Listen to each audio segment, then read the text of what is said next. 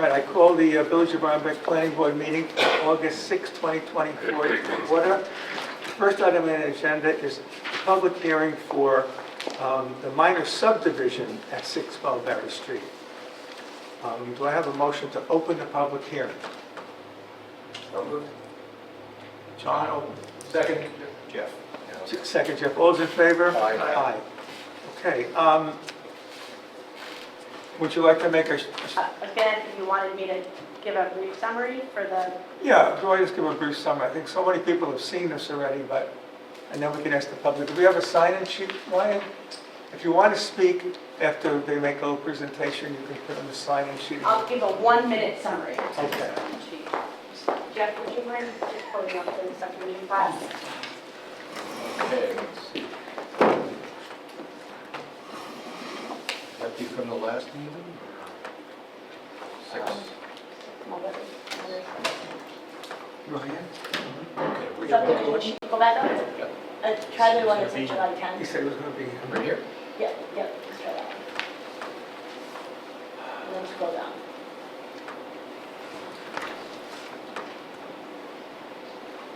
I'm not sure it's the lines, but, okay. That works. This one? Okay. Sure.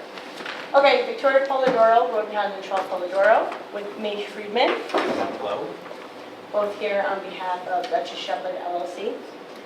The proposal, which is the subject of the public hearing, is the subdivision of an existing 1.44 acre parcel into 5 lots. The lots would vary in size from 7,912 square feet to 8,508 square feet for the residential lots, which are 1, 2, 4, and 5. And the largest lot, which is lot 3, would be 29,945 square feet. That lot contains the Boatman Schoolhouse, which is proposed to be converted into 10 apartments. But that conversion is not the subject of this public hearing. We're just looking at the lots and how the lot lines should be drawn.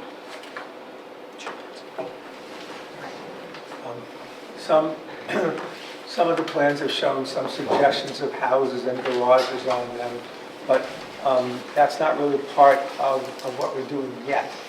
As I said last time, the demolition permit, which we're going to be talking about next, is the first phase. Then this subdivision, dividing it up, is the second phase. Then the third phase will be actually designing the building, the way it's going to look, the lighting, the plantings, parking, and everything for the Buckley School. And then down the line, people will come in to buy lot 2, 3, 4, and 5, and then they'll come back 4 times, each one, to go over what the house is going to look like. We did this some years ago at near Village Green. There was a 7-acre parcel north of Village Green. It was subdivided into 7 parcels. And then as each parcel was sold, the applicant came in with their architect and drew a plan to what the house would look like. They threw a few boxes of garages and house on it.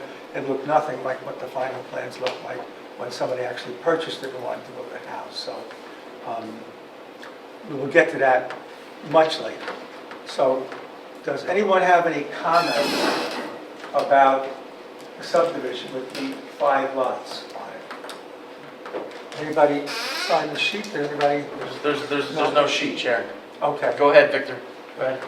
Am I okay here? Sure. Yeah, if you come up, we'll be able to hear you. better, Victor, We want better. and see you, yes. Hi, I'm Victor Britton. I live on South Street. 2 things. One, it was maybe in 2021 or 20, I think it was summertime, there was a meeting where the trustees were getting instructed by David Gordon, and this is something I've said at the seeker reviews, and I listened to the discussions at the last planning board meeting, and the constraints on the lots. I think that David Gordon, you characterized the subdivision as somewhat aggressive, and I think that if the applicant and the board were to consider looking at the option of developing 3 house lots, that would open up possibilities to solve some of the things that you guys were trying to solve at the last meeting, with the clearances, and some of the future challenges that are going to occur when we get the site plan review in terms of screening. And then the other thing I wanted to ask, it's been great that this is not really related to the site plan, but it's quick. The landscaper's been coming and cutting the grass. There's been an anonymous neighbor that's been cutting the sidewalk vegetation just to keep the sidewalk clear on South Street, and East Market sometimes is getting overgrown with vegetation. So if you could just ask the landscaper to keep the sidewalk clear, that would be great. Thank you.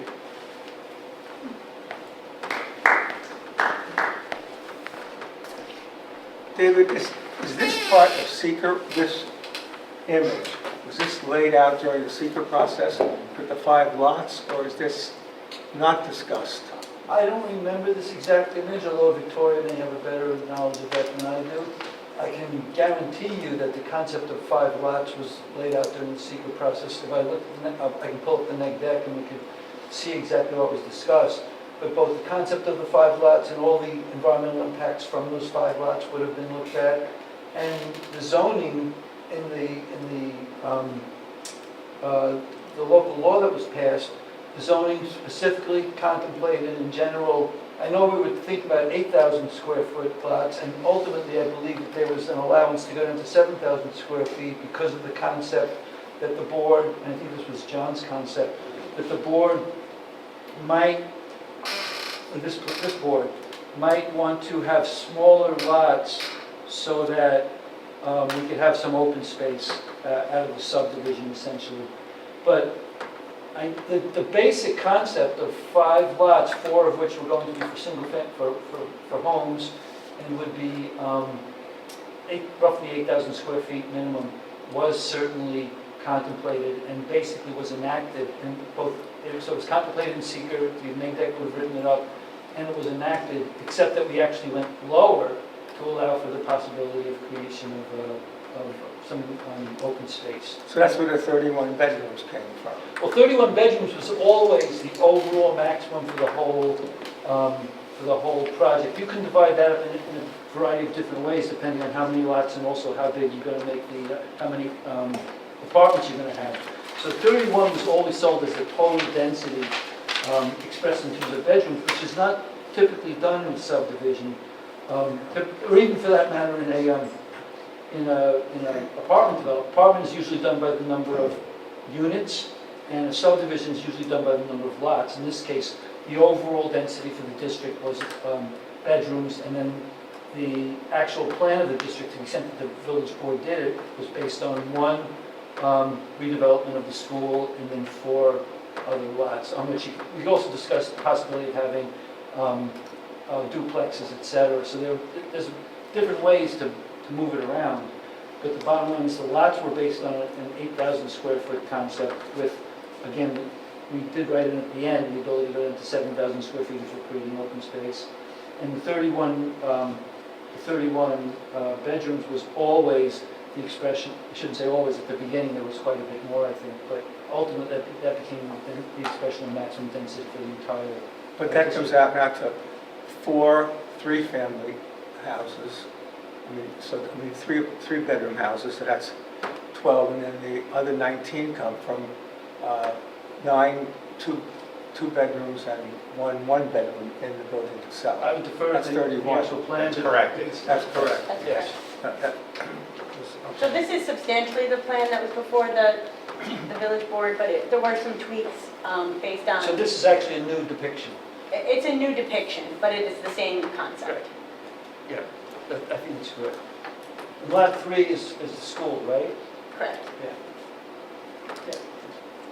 Does anyone else in the public have any more questions? Yes, come on up.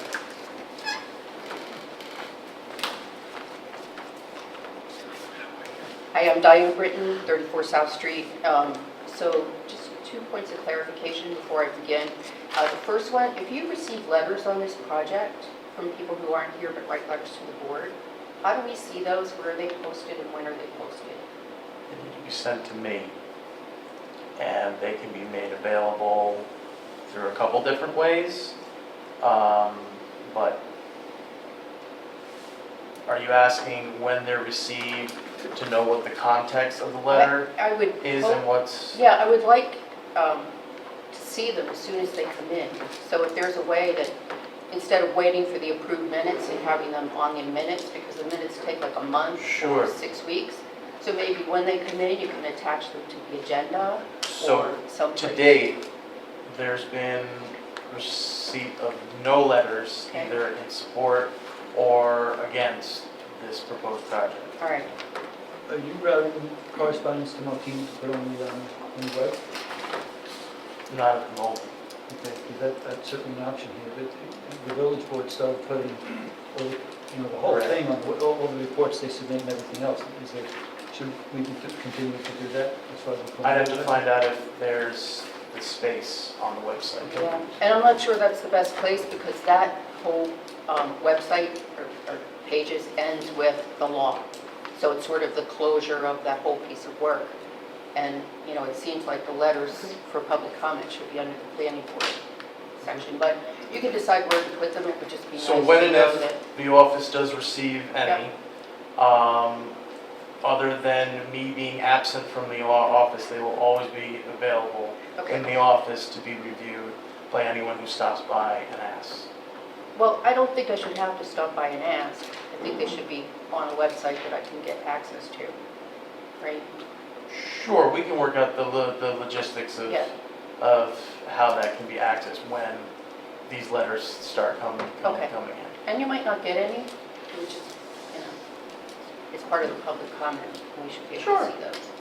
Okay, and the second is for you, David. And so when I sort of went through the Which whole David? law again. Hey, Gordon. And I didn't think that the 4 lots were, I know the whole plan was mandated on a maximum 4 lots, that's how the septics were done, but I didn't think the 4 lots were mandated in the plan. I thought the actual division of the lines was left to the planning board, so they could decide 3 lots, still a maximum of 31 bedrooms on that parcel, but it could be a 3-lot subdivision, more apartments in the middle. I'm happy to look up the exact wording of the Yeah. law. I don't think anything is mandated. Well, the Typically- 31 bedrooms is mandated. Correct. That's the max. That's a max- well, Yeah, it's very let me- specific. Let me go back and state that more, expound on that. Typically in zoning laws, what's mandated is a maximum. Mhm. This is true of subdivision as well, like if you go, the zoning, well, actually it's not, you don't have the number mandated, you'll have a certain acreage and there'll be a certain number of houses allowed per acre. And that's always a maximum. A developer can always come in and propose less. But zoning laws are always, typically, I shouldn't say always, written in terms of maximum. Same with in this case, because it's a redevelopment of a downtown, this is a rare case, and I think we may have discussed this before, where the board and the village actually has an interest in a minimum. We want to see this land redeveloped at, some functional level of density that's going to contribute to the downtown. But typically, zoning laws are written in terms of a maximum. A proponent can always come in and propose less, but the typical presumption is that and we can think it through here, but the typical way it works is, and this is really for kind of a suburban type of a thing again, if the developer proposes the maximum or proposes more than either the public or the planning board might want, that would come out as a result of, if you wanted to reduce the number of lots and sort of impose it on the developer, that would come out because you would find environmental impacts due to the extra density. Because typically the zoning may require way more density than you can practically get done, especially in the suburban area. There's rock outcroppings, there's streams, there's things you don't want to disturb, or wetlands, and there's another law. So the way that would translate here is, you've got a maximum number of lots, you've also got a negative declaration, so there's no significant adverse environmental impacts coming off of this. If the developer decides to propose fewer for whatever reason, we can certainly look at that, but in this case, we'd have to look at the actual code, the law that was written, to see where proposing this number of lots, which is 4 plus the redevelopment, and the number of bedrooms, bumps up against some other environmental constraint in the law, like we have to have a certain, line of sight or whatever, but at this point, all the traffic and other considerations that would be due to density have already been washed through the seeker process. So the trick here would be, if you can find some specific provision that's being violated, that would certainly come into play. Or if you can convince the developer that it's just a better idea to let up on one of the houses, for example, for a bunch of reasons that benefit everybody, but at this point, basically what I'm saying is, at a stage where the planning board is not doing seeker because it's already been done, in general, that ball is going to be in the developer's court. The ability for the planning board to clamp down on that is going to be because of violation of a particular code section, and we can look back and we'll certainly consider any I don't want to say accusation, but any observation you might make on that, but it's more of an uphill climb. Okay. So my comments, it's section D1 of the approved law. It talks about requiring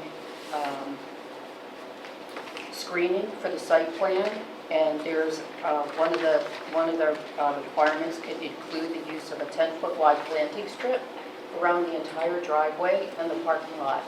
So I asked the planning board that when you are drawing those lines, that you look at that 10-foot request for screening and make sure that that's able to fit in, especially between lot 3 and lot 2, that you have a 10-foot wide strip there, and around lot number 5 and a little bit of lot number 4, so that the entire parking lot and driveway are surrounded by plantings for screening. And the suggestion in the law was 10 foot, and I would hope that that would be mostly evergreens, so that it's 12-month screening, and not small shrubs that lose their leaves and nothing's available. So that was my first request. And back to I know there's been a lot of discussion about the entrance, and this would be the only building that I know of in Rhinebeck that would not have an entrance on the street. And I wasn't at the last meeting, but I know, John, you have ideas about a side entrance that would be on South Street.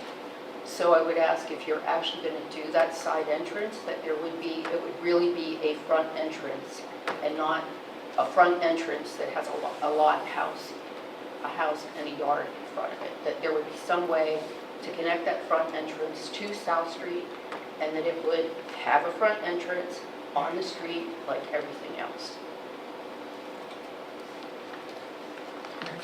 Thank you. We have any more comments from the public? Yes. So we're leaving the public hearing open till at least September 3rd because a lot of people are away in August on vacation. So go ahead. Okay. Just want to let everybody know we're not closing the public hearing today. Vicki Hack, 88 East Market Street. So what Diane bringing up the suggestions or the requirements as far as the screening is concerned. The screening on we're the corner lot next to 1 and 2, and then also lot 3. Yep, thank you. So the southern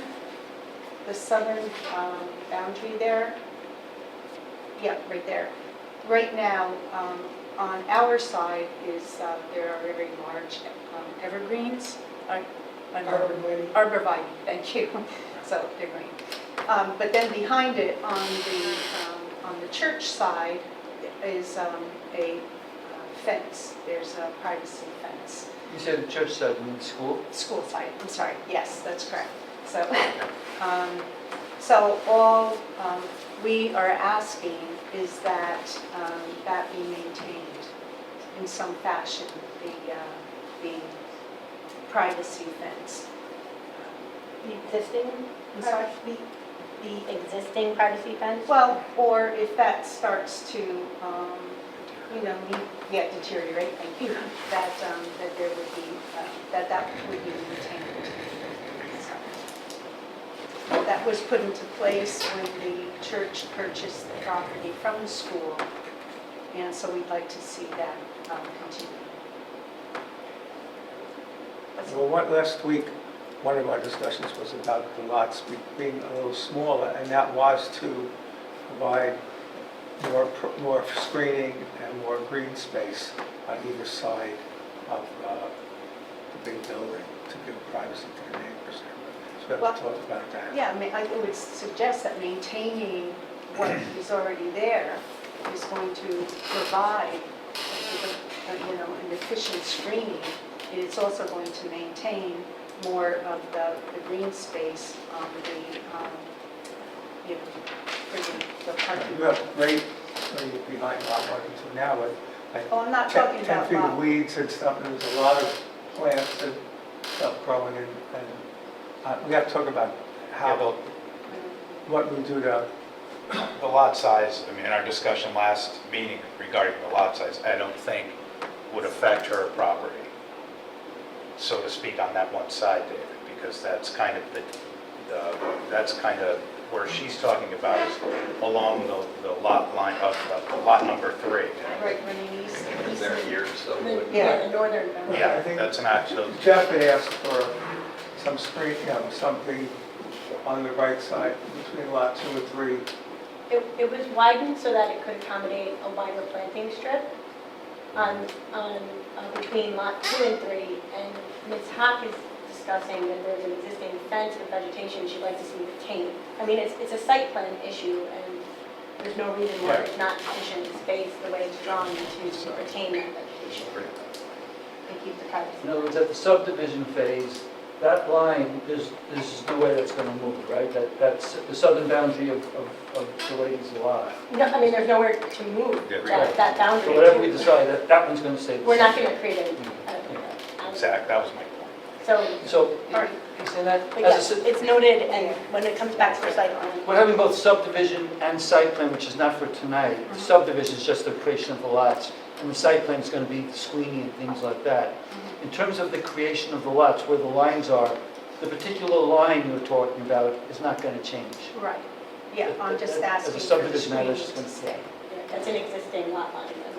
Because we were concerned about, you as well as the people on the other side, cars coming in and out and having enough screening so headlights don't shine into your yard and other things. We have to, and we can't start with like, 2-foot bushes and hope that in 10 years they will grow to provide the screen. We have to figure out how to do that. But that's in site plan. It won't be until at least next month. Thank you. Thank you.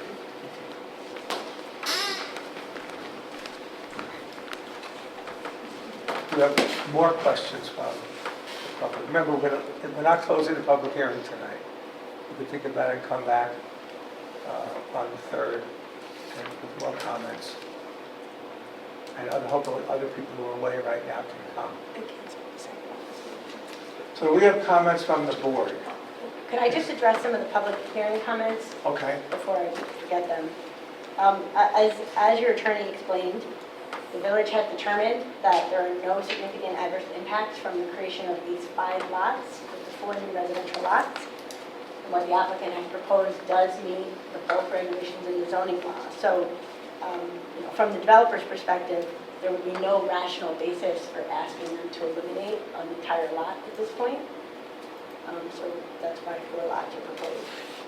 As far as the screening, again, it's a site plan issue, but to the extent that she is asking to make sure that there's room for a 10-foot buffer, the zoning law actually says 10-foot wide privacy planting strip, vegetative buffer, or a privacy fence. So it doesn't mandate a 10-foot wide privacy buffer along the entire boundaries of lot 3.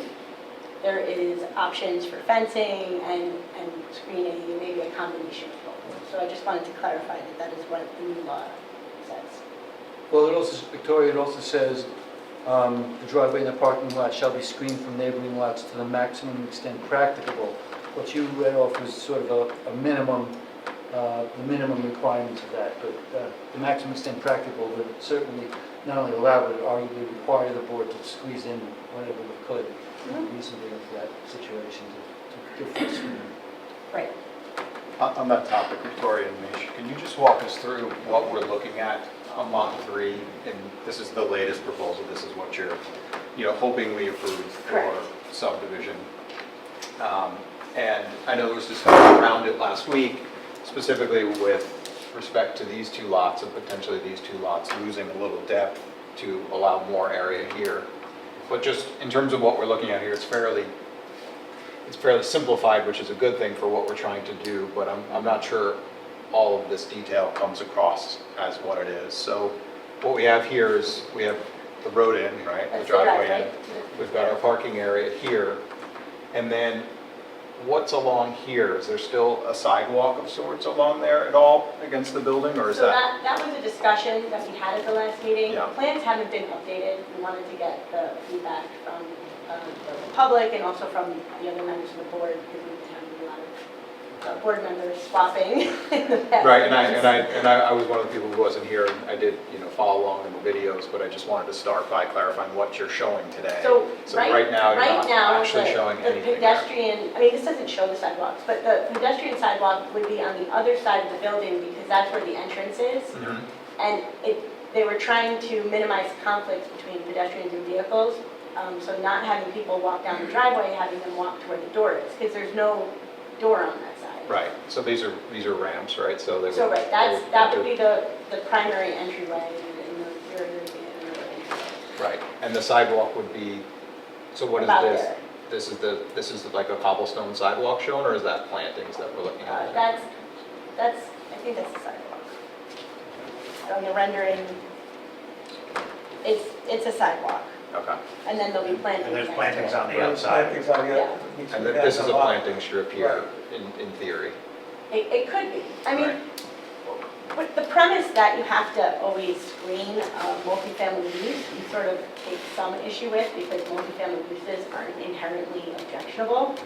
But we do understand that the neighbors, I don't agree with that. That's an unfair premise against people who rent. that's what I just said. Right. So they're objectionable, right? Inherently objectionable, is that what you said, or did I hear wrong? No, I was saying we disagree with the premise that they're inherently objectionable and need to be screened from and never visible. Okay, So. so we're on the same page. Yeah, we're on the same page, yeah. But we understand that there are existing neighbors with existing concerns, and those will attempt to be addressed, but we don't think there needs to be necessarily full screening between 4 and 3 and 2 and 3. But we will provide what the board wants. Okay. Excuse me, but the screening isn't for the people, it's for the parking and the driveway. Right, That's which what is in it the was rear. Which is in the So rear. that was 2 and 3, right, the school building, and the one in the corner and the parking lot. Right, so I'm talking about 4 and 3 at this moment. But a little bit of 4 does butt up against the parking lot. So some of 4 has to be screened. Right, and we will take care of that during the site plan review, to the Well, that's extent. why there has to be a 10-foot space, because we don't want a 7-foot fence surrounding the building. So you're showing, this is the sidewalk, and then Yes. this is, There'll could be be still something. be room for screening Absolutely, along, right. yes. And the sidewalk you're showing is roughly 4 feet, 4 to 5, 4 to it has 5 to be feet. ADA compliant. and do you know that remaining area? Just, because that was the David main has point of all the of the- conversation last week. Yeah, I don't have the scaling. In other words, what's left after the sidewalk that you're showing? A good question. We can get you that number for the next meeting, but I don't have the Yeah, scale it was just hard plan to to scale measure off at the this plan. point. Okay. Because if I park in the parking lot and I want to walk up the stairs, is there a sidewalk that goes back, or that sidewalk just goes into the hashed area? No, it goes Nope, the idea is that the sidewalk would extend from Parking. the road back to the parking lot, so someone could walk through. Because there'll also be bicycle parking inside the building, and so some Right. people might want to bring their bicycles inside. They can walk up the ramp with bicycles. Yep.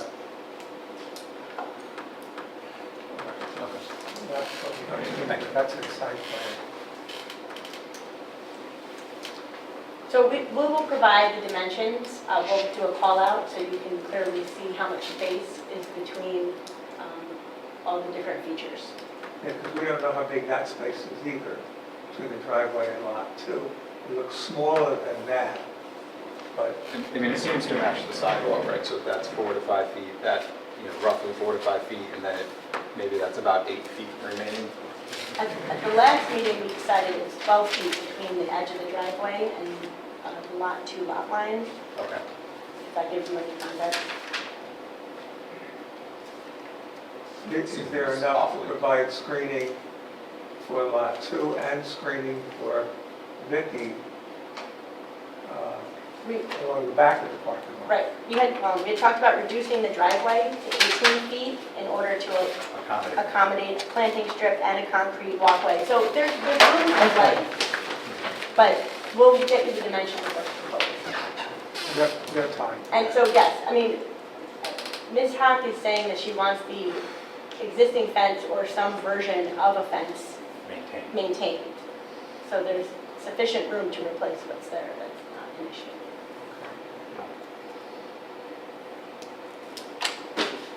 Any more questions from the public or any more questions from the board? One thing I've said is that in order to determine the right lot sizes, the right configurations of lots on this parcel, we need to have sort of conceptual build-outs of the parcels to see what can fit and what violates some setback or septic requirement. Last time we talked about getting from your engineer the requirements that you've received from the Department of Health on the distance of septic systems from parking lots and from perimeter lines and from garages, you know, all those sorts of things. Because the state, tried to look it up, and they're very minimal on their tables, and they don't provide a lot of detail. So I know that the Department of Health has their own policies, and so if you can give us that, if you haven't already, that would be helpful, because if we want to determine what the right size lot is and the right configuration of lot is, then we need to know what a building looks like on that lot with a front porch, with a garage, with room for the septic fields that meets the Department of Health standards. Understanding, of course, John, that those designs may change. Yes, but Tonight. you showed typical house lots that match the size of houses in the neighborhood and look like they're consistent with the neighborhood. That would be helpful and is almost necessary, because if we're just looking at lines, we have no concept of how big these lots are in real time, in real space. John, we did though provide. I know, and I asked you Showing to the revise build-out. them because I thought that they were really overscaled. So they made the bigger lots look necessary when I didn't think they were I necessary. know, but I think the client believes that that is the likely house size that people want to see and will be building on the lot. Clients and village are two different satisfactions. We're here to benefit the public and the village. And smaller lots might be better for landscaping around the historic building, for one, accentuating an entrance that's not in the back, and providing privacy for the new houses as well. Right, we also didn't have. We talked a lot of different factors as to what can combine to make these house lots legitimate. And I'm personally not in favor of trying to reduce it to 3 lots, because bigger lots mean bigger houses, and we already have new houses that are overscaled for neighborhoods. So I think having smaller lot sizes because of septic requirements and scale of buildings makes for neighborhood scale houses. And I want to make sure that we don't end up with McMansions on these properties, because we can do a subdivision and then they'll come in and say, we can fit it, so and we meet the setbacks, so you can't stop us from Playing putting devil's a advocate. 3,000 square foot house on The that lot. smaller the lot, the bigger any structure on it is going to look, which creates that mega mansion look. No, When it's they- the when size they- of when the they go to the building. edge of the lot line. We have a lot of big houses or medium-sized houses on very small lots in this village. It's not the scale of the lot that's important, it's the scale of the house. If you have a house that looks like a gargantuan house, it doesn't matter whether it's on a, 7,000 square foot or an 8,000 square foot lot, it's still gonna look like a McMansion Right, from my but they can perspective. still squeeze in the square feet on 3, on more levels on the smaller That's lot. that's So why having a that's conceptual layout is important. I do understand what you're saying. I'm just saying it's very hard to go through this exercise because we've shown that the lots are developable as a minimum, right? Someone can put a 3-bedroom house on the lot with room for a septic. But to go to the next step of, designing houses, It's that's, a lot of work. it's a lot I'm of, not asking you to design houses, I'm asking you to put on houses that are consistent with the size of houses in that neighborhood and the configuration of lots in that neighborhood. And what you showed us, to me, read big houses that are out of scale with the houses that are across the street on South Street and whatever. the footprint of the current houses were, what did you say, about 2,800 square feet? Yeah, but they were You accommodations. said the footprint, do you mean the? I'm not the footprint, the square footage, The size. the size. They were, We're talking 2,800 square foot houses now, that's what you're envisioning? I think we're at between 24 and 28. You know, the 3-bedroom houses. Correct. Right, that can give it better. And 3-bedroom houses don't have to be 2,800 square feet. I mean, the thing, if you want families in the village with school children, you have to provide houses that families with school children can live in comfortably. Otherwise, we're going to continue to be the most gray population in Dutchess County. So, We're still talking 3 bedrooms. I know, Whether, but you three know, so bedrooms, there's a certain limitation on that. There are. I'm just saying, I'm not sure how much we want to micromanage these house sizes because someone's going to come in with a plan for what they want. And the more you reduce the lot size, the more we're limiting who can buy that parcel. Can I make a suggestion, John? If they're talking about houses that are, let's say, 2,500 square feet, which may be bigger than what you're envisioning would be ideal, let them depict that, because that way, that's conservative, and that will require, It's the opposite of conservative. well, in that sense, but in terms of how we would screen, let's say, the houses from each other, the houses from the lot sizes, et cetera, a bigger house is going to make the board more careful about things like screening and lot sizes, and so Not that, how I see it. what? That's not how I see it. Okay. I agree with Dave, I think a bigger lot. It's meeting, right? I mean, you did. This was for the last meeting. We Right. showed For the planning yeah, board. what the lots look like, what the footprint of all the adjacent houses were in an effort to show you that these houses were very consistent with the neighborhood. With the village. So I think to sort of debate John, that exhibit is important here so we can look at it and understand, in your words and seeing it on the screen, how you've arrived at these houses being compatible with the neighborhood, right? And you provided 2 interesting Jeff, analyses would you mind for that. scrolling up? Because this is important, when we lock into those 5 boxes, we're locked into those 5 boxes. Yep. It's just And number then we one. have to, when someone buys one of the 4 lots, Yeah. you have to work within that measurement. The septic system has to work and for the properties. I mean, this is what you're attempting to do with this, I believe, This right? was the exercise. Because this was the request, that you would come in and show us how the massing is appropriate for the neighborhood and how where the building sat on the lots matched or didn't match what was adjacent. So if you look at the corner of South and Mulberry, the footprints or potential footprints have been placed on the lot lines to show, consistency with other houses in the neighborhood. And so those footprints are pretty similar to the ones across the street. They're similar as you head down South Street.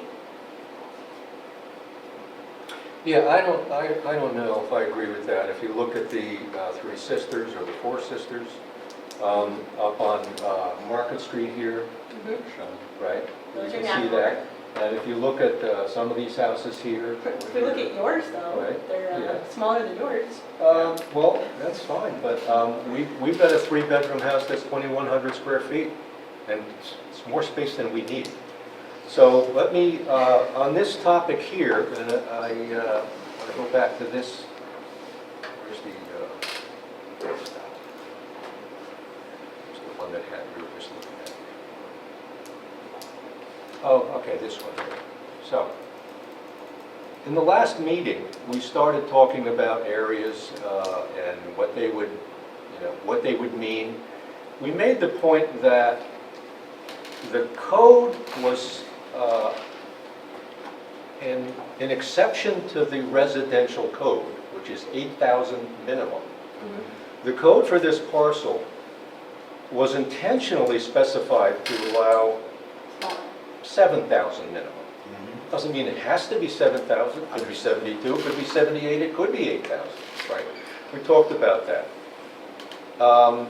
And as we talked more about things that might limit the size of each lot, David Ruff argued, well, it's not a numbers game.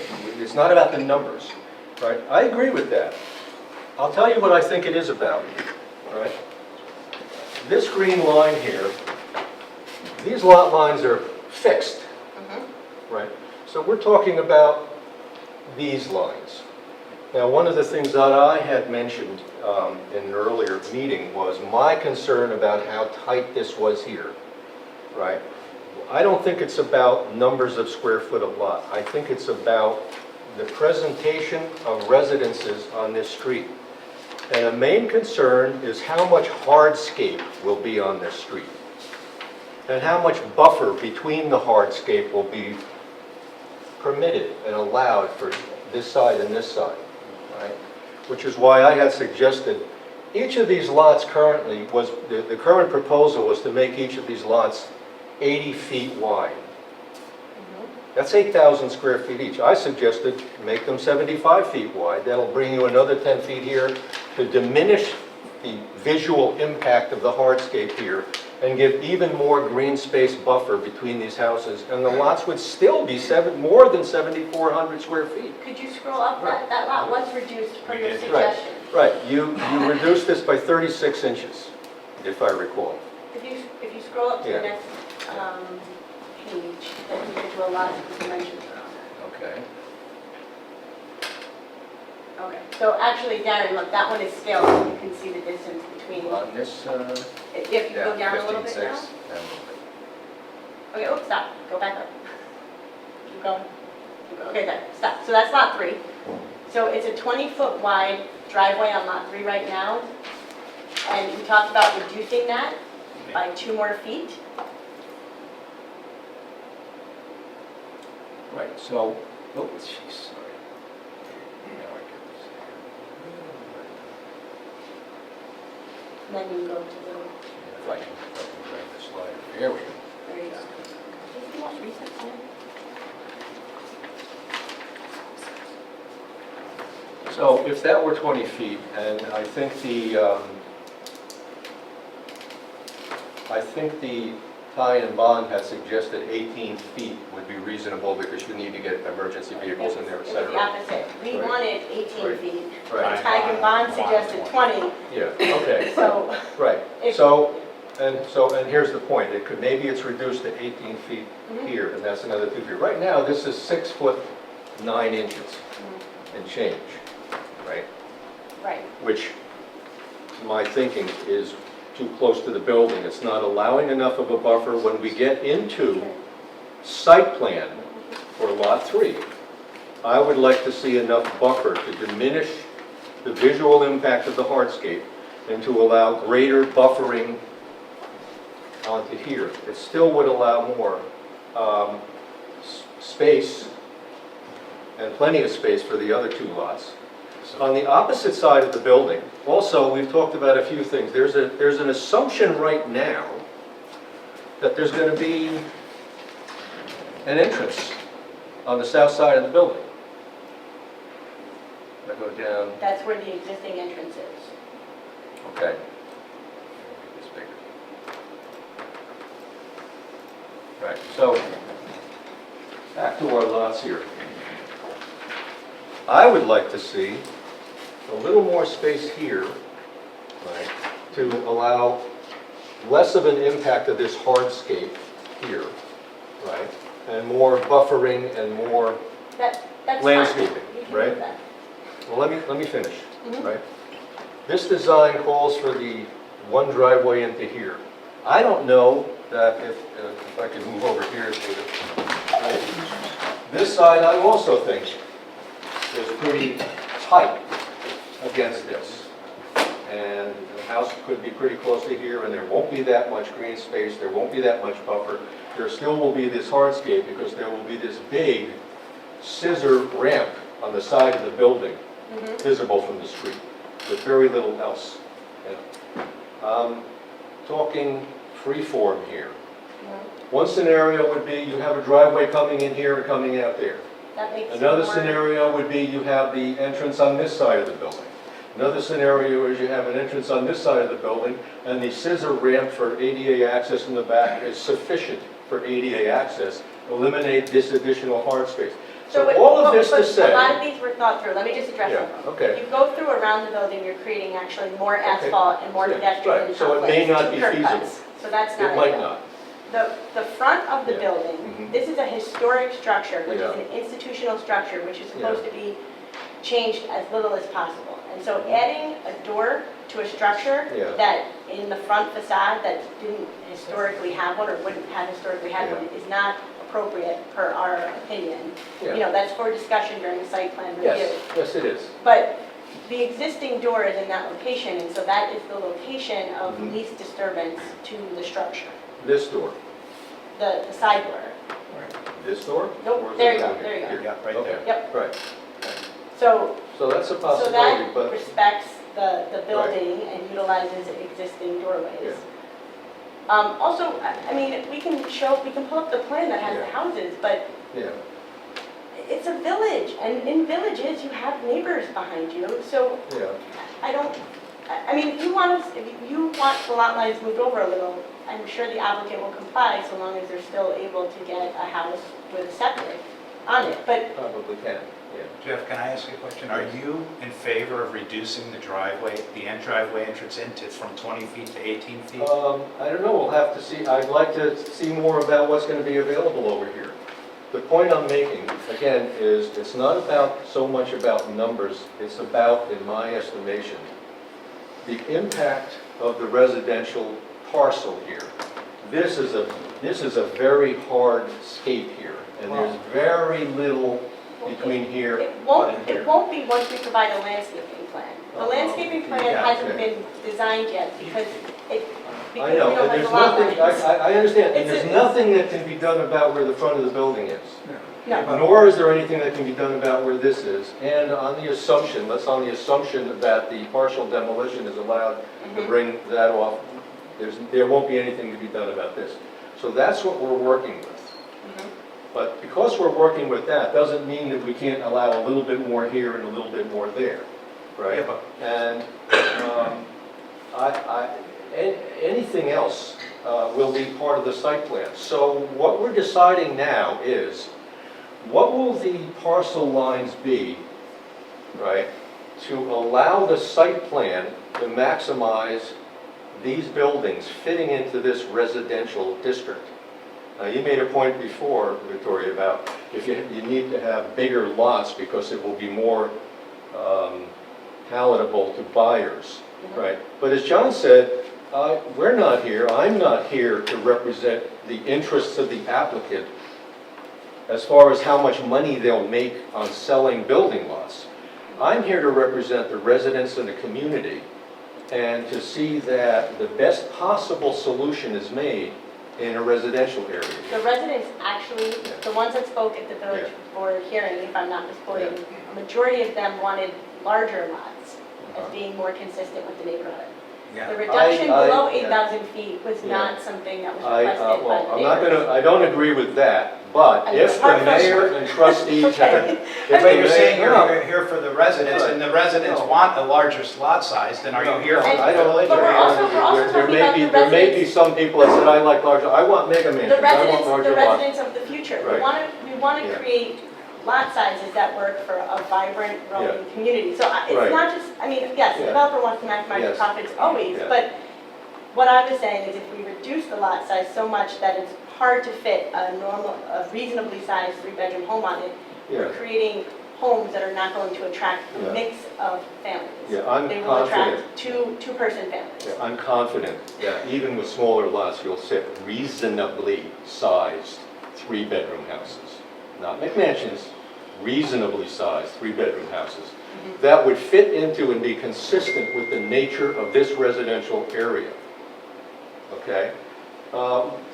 Again, the lot line, and this is a critical thing because we're going to decide on lot lines. You know, where will this line be, where will this line be, where will these be? And it's not so much, let's maximize the lot sizes so people can build the biggest houses they can fit on there, because you think that's what people want. Families can live in 2,100 square foot, 3-bedroom houses. They can live in smaller bedroom houses. And in fact, they would be more affordable to young families.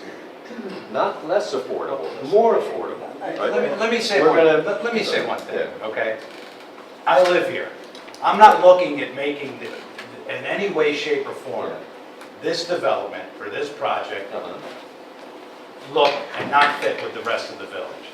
Okay, it's our objective as developers of the project, yes, of course, to hopefully make a profit. We've been at this for 3 years. Right. My objective, and I speak for David as well, I know that, is to make this project a beautiful project, a wonderful addition to the village, make the residents, the surrounding residents, as well as everybody else in the village, very proud and happy of the project. You said it's not a numbers game, Yes. right? What are you looking for, Jeff? I guess that's my question to you. What type of a buffer, what type of space do you want between Lot 3 and Lot 2 that it would make you happy? I don't know if it's going to make the rest of the well, I'd village like to- happy, but what are you looking for? Because we've been at this for so long, and I know this is important, Right. and it's an important Right. meeting, and this is an important issue. Yeah. But we discussed this last time. If we just Yeah. knew what you wanted, Right. we would try and create Okay, something so that all right. would make you happy. Okay, I would repeat what I said in a prior meeting. If you make those lots 75 foot wide each instead of 85, it's still a 7,400 square foot lot, not a 7,000 square foot lot. Plenty big for a reasonably sized house, and it diminishes, again, my objectives, right, are to represent the community and the residents to have a beautiful development. Mine too. Right. Well, okay, fine. I take you at your word. Thank you. Right, but it will be the decision of this planning board what will make it a beautiful residential area that will fit in with the neighborhood. Understood. Right. My criteria are to limit as much as possible the hardscape of that building and to allow as much as possible buffers for green space between that building and the neighboring lots. So I can't make it more clear. Well, it needs to be a little bit more clear. So are you just talking about Lot 2? I The think difference we- in the size We between Lot 2 haven't, and the Lot whole 3? board hasn't yet talked about 4 and 5. Also, I like the idea if 18 feet works, and that gives you more space because we're just counting Vicky's house. And that would give, that was 2 feet less, and it give more room for buffering going all the way back. Because the Well, driveway would go over 2 feet, Correct. and then it'd give an extra 2 feet. So You're still not just for greenhouse, I- green space down there, as much as But not David- needing to move those over. David, I don't think you're still going to have 18 feet. Even if you reduce that driveway 2 feet and make it an 18-foot driveway, and the back of the lot, and the back part, behind Lot 2 where it buffers their property, you're still not going to have an 18-foot. You might have it behind the parking lot, but that area where the parking lot is, even if you reduce that 2 feet, you're not going to have an 18-foot. No, I think he's saying 8 No, foot. but you'll gain 2 8-foot feet wide. You're getting 2 feet here, This will shrink by 2 feet the whole length. Correct. So you'll have 2 more feet there. Correct, but that's not going to be 18 feet, I don't think. Well, if it's 20 today, the driveway, it goes to 18, you'll get 2 more feet of white space. Correct. If that's how the turning radius. If the turning radius still works that way. Yeah, what I'm saying though is I don't think where her property line is. No, there won't be an 18-foot buffer, there'll be 2 more feet. Oh, He I'm wasn't- sorry. I thought David was looking for an 18-foot. Today, this shows us, I mean, we're your we're plan talking. shows 6'9" I here, so apologize. this would go to 8'9". Understood, thank And you. Jeff's proposal would be 18. it would increase Vicky's, because making those lots smaller doesn't give any more buffering, which Vicky just asked for, there, making that 18 would give it a 2 feet of buffer. Yeah, and And I'm not hard pressed on this, so for example, my initial suggestion was to move that from 80 to 75 feet, you'd have 2 7,400-foot lots. Maybe you move it to 76 feet, and then we You're look not at gonna it. get, you're not gonna get an emergency vehicle to turn if you narrow that down. That's not true. First of all, the fire department said they're not going to bring emergency vehicles to the rear of this building. They're going to service it from the front. And 18 feet is enough to get anything, an ambulance back there if you needed to, or whatever. In fact, our code says in the residential district, the driveway may not exceed 18 feet.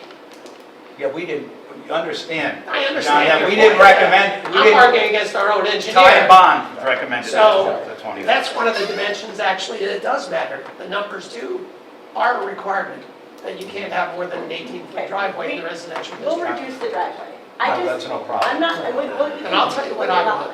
Yes. I wanted a 5-foot sidewalk next to the building, so the people who want to walk from the parking lot out to the front of the building have 5 feet to walk instead of 2.5 feet, which is what, Which side, John, the driveway side? And on the driveway side. we pushed back on And that. wait a minute, let me tell you the whole thing, and then you can push back. As I wanted 5 feet sidewalk, 18-foot driveway, and 10-foot minimum buffer with trees in it, a row of trees in it, so that there's a physical and a green space buffer. That's what I asked for, and that, you don't have to go down to 75 feet, I think you can make the lots like 78 feet and still do that, something like Okay, that. but here, And then here's you're the, talking about, let me just say something, here's the issue, we have no problem with that. That's what you want. Jeff wants something different, so No, what's the consensus? No, time out. We're in a discussion here, and we're each saying what's important to us. And I made it clear, you know, whether it's 7,400 or 7,600 or, you know, 7,800, I don't care. Right, but John's point is, are good points, and they would basically determine the line, right? If you had a 5-foot sidewalk, 18-foot, and a 10-foot buffer, I don't know whether that comes to here or here. But if you had, in addition to that, if you had a 10-foot buffer, So make that 3 right, plus 1. then that might be okay, but we would just have to see what that meant. Chairman, But are you talking about a sidewalk along the driveway? Yes. We're going to keep talking about this. Mhm. But I don't have a problem with this plan. And I spoke with Michael Lee, who will be here on the 3rd. He's not, and he feels the same way. He's one of the neighbors that feels the lots should be big enough to become, I haven't heard Jeff's opinion There. on that, but we have to talk about that. I think there's another thing that we really haven't talked about, and that is that our responsibility for the historic building. That's what sort of, our primary purpose of the BSO law was to preserve the historic building and to provide apartments for the village. Those were sort of the two mandates and the purpose of the law. And so we should determine the residential lots by what protects the historic building.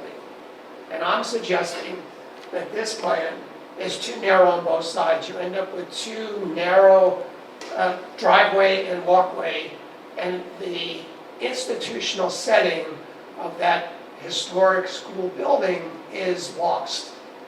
That it needs more green space around it. And I'm saying, give it an extra breathing room on the north side, and I'm suggesting give it a substantially more green space on the south side, so that you can see the building from the corner of South Street. You can see the entrance on the south side from the corner of South Street. So that you have something, if you look historically at institutional buildings in this village and elsewhere, they always have a larger green space around them. You look at any of the corner churches in the village, they always have a bigger green space in the front, and a sort of three-dimensional landscape setting. They're set back a little bit because they're larger scale, and they're historic now.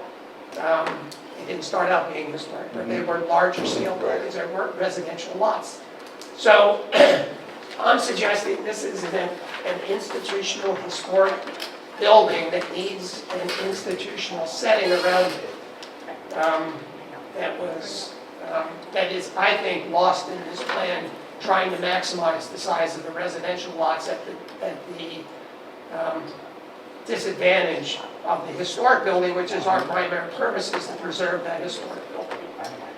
Put another way, that's exactly the way I feel, John. That there's too much hardscape, it's too crammed in there, and there's not enough buffer for landscaping on the south and the north side. And what's determined will move that line or that line. And we just need to get, maybe go back to the full-size drawings with scales and come up with what we think would be, best for the community and to meet those needs, the needs being the needs of the community, the appearance of the building, the diminishment of too much hardscape, the addition of green space, right? And that's what will determine, in my thinking, where those lines should be. And I think maybe we should all take a look with scales at the full-size drawings and be prepared at the next meeting to say, this is what makes sense. And I have to push back a little because the village board has conducted a seeker review of this plan and has already determined that what is proposed is consistent with the village and appropriate for the village. So it's not really for you guys to plan the lot lines. We'll take your, Yes. we'll take your advice under advisement. No, we have approval now. Whoa, Yeah. I need to push back a little. The village board did not and could not approve the subdivision. I didn't say they approved the subdivision, but to say that we need to come up with lot lines that benefit the community, that's not what we're talking about. We're talking about lot lines for, how do we draw the lot lines on this project? Let me tell you what I'm seeing here. I'm not going to really go back to the law because, you know, the new law is what it is. 1 or 2 meetings ago, you guys presented me with a concept of how to move forward here, which was essentially based on the idea that you needed the subdivision lines in place before you could do the site plan. And when you guys first mentioned that idea to me, it struck me as odd, because even setting aside the fact the board doesn't have seeker authority here, in a typical situation, you'd come in with all of your information, all the depictions, so we could review the whole project as one. But you had a very clear vision that you needed the subdivision before you can do the site plan. And meaning, especially things like screening and stuff like that, I assume maybe other things as well. What I'm hearing from the board actually indicates my concern, which is that they're asking questions that they need functionally to see site plan elements before they can feel comfortable with the subdivision.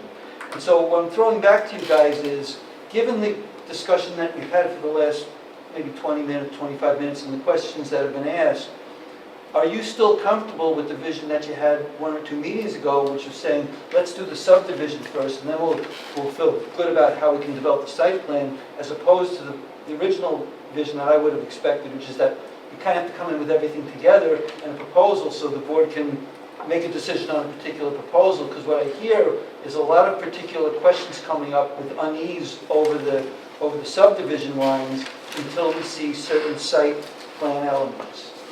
And so I'm getting back to where I was originally, which is it worthwhile coming with the whole shebang, and then we'll kick it a little bit and see if it works. So it was originally the planning board that proposed bifurcating the review in the order that it's going. I thought it was you guys. No. It was the planning board. So we are doing what the planning board wanted, and it makes sense because they wanted to go piece by piece, demolition, subdivision, site plan. Wasn't David? No, it was David Oh, Ruff, because the conversation was he didn't want to overinvest in developing out schemes that he That's didn't true. think he was going to get. True, but it was So David it was a Miller little bit of a back first, and forth. and then David Ruff agreed that he didn't want to provide a full site plan sufficient enough for approval until we had the lot lines. So it wasn't just, But I think it's the right question, but maybe there's a halfway answer to this, right? I think the site plan aspects all really to lot 3 at this point, right? If I'm hearing everybody's comments. They're all about either creating enough buffer to shield the neighboring lots and feel appropriate in the neighborhood, but not to create so much buffer that this building stands out like a sore thumb and the sunlight beats on it all day and it's just in the middle of the field, right? It's not integrated into the neighborhood. And that was our original intention, because what the issue was originally when we came forward was the residents seemed to want the building, I don't want to say hidden, but they kind of wanted it wrapped by the residential houses, so that this building didn't stand out as this big giant building sticking out of the middle of this residential area. But it's That's still what- honored, as John is saying, by, Yeah. respecting it and giving it enough space on the other side, right? Yeah. So, I mean, what I was going to leave with was simply to say, you have those professionals on your team, right? You have the landscape architects, you have the design team to do this. We don't. And, you know, it's all well and good to say, well, we should shave 5 feet here, or 10 feet there, or this should be 15 feet wide or 14 feet wide. But until we see what you're gonna do with that space, it's really hard to react to just this limited bit of information. And yes, probably somewhat self-inflicted, because we chose this course together. You know, I see that, ish.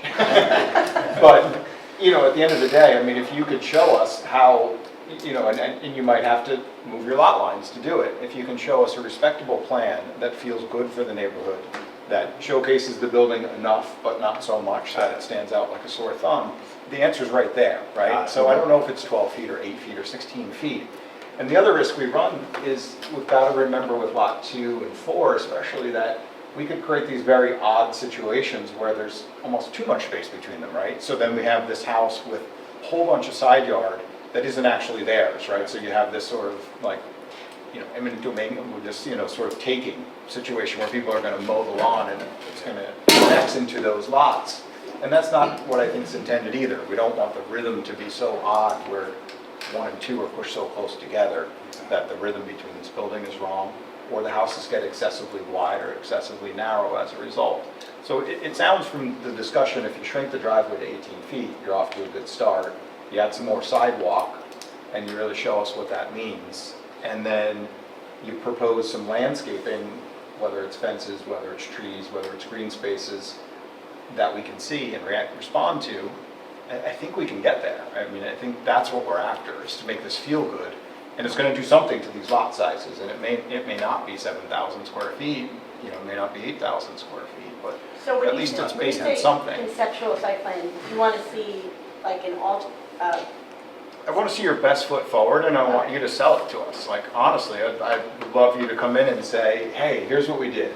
You know, this is a 12-foot strip here. We're showing deciduous trees in that strip. We're showing a 5-foot sidewalk here. You know, this is the way it's going to look. This is a little bit of a view shed. Whatever you want to bring into the conversation to say, like, this is what's right for this building, balancing everything we've heard in the past. Okay, 9 months of and we didn't conversation. make changes before this public hearing, because we were waiting for the public to comment, and so there is a lot of time before the next meeting. Michael will be here. We're going to continue the public hearing for people who weren't here. We talked for over an hour on one topic, and we have a lot of stuff to Okay. get to. I hope we've gotten enough ideas for you guys to think about. One more question, if I may just want to clarify one thing, because, so when we put together this kind of so-called master plan, we cover everything. Is the board suggesting a sidewalk between lot 2 and lot 3 along the driveway? I think it's on the John, building you were side. suggesting it. Were you suggesting it here or here, John? Up against the building, yeah. Does everyone on the board feel that's something they want to see? That doesn't seem, I don't get that. That's what, you have bike parking in the back and you have Yeah. car parking in the back. Why wouldn't you want to be able to walk back there? You can from the other But side. you could- Why do you want to walk all the way around the building to get there if you're coming from Market Street, for instance? What do you mean walk? You already have 2.5 feet of concrete.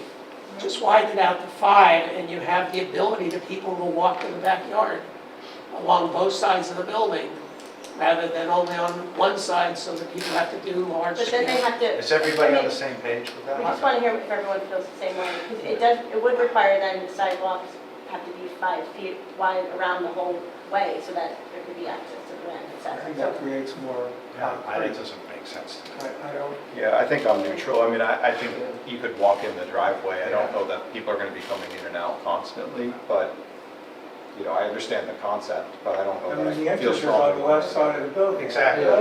What's the distance from the edge of the building to the proposed lot line, which is the extension of the existing lot line? can you scroll up to the next one, please? It looks like, I mean, I don't have, it's not drawn on this plan, we'll draw it, but it looks like 2.5 as John suggested. So it's about 2.5 plus 20 plus 6.9. Yeah. So call it 7 plus 3, right, so 30, So 30 feet total, we have 30 feet total if that line is going to stay where it is. right, from there to there? Yeah, it's about 30. Yeah, why couldn't, in lieu of a sidewalk, if people want to walk back there, why couldn't they walk up the driveway? I agree with John on this because when people are going in and out, they might come out the back and walk to the front, they might be coming back from town and coming in the front and walking to the back. You've got cars going in and out of the driveway. If there was a demarcated and a safe sidewalk for people to walk on while cars are coming in and out of the driveway, instead of walking in the driveway, I think that would be an improvement. I think that would be a good thing.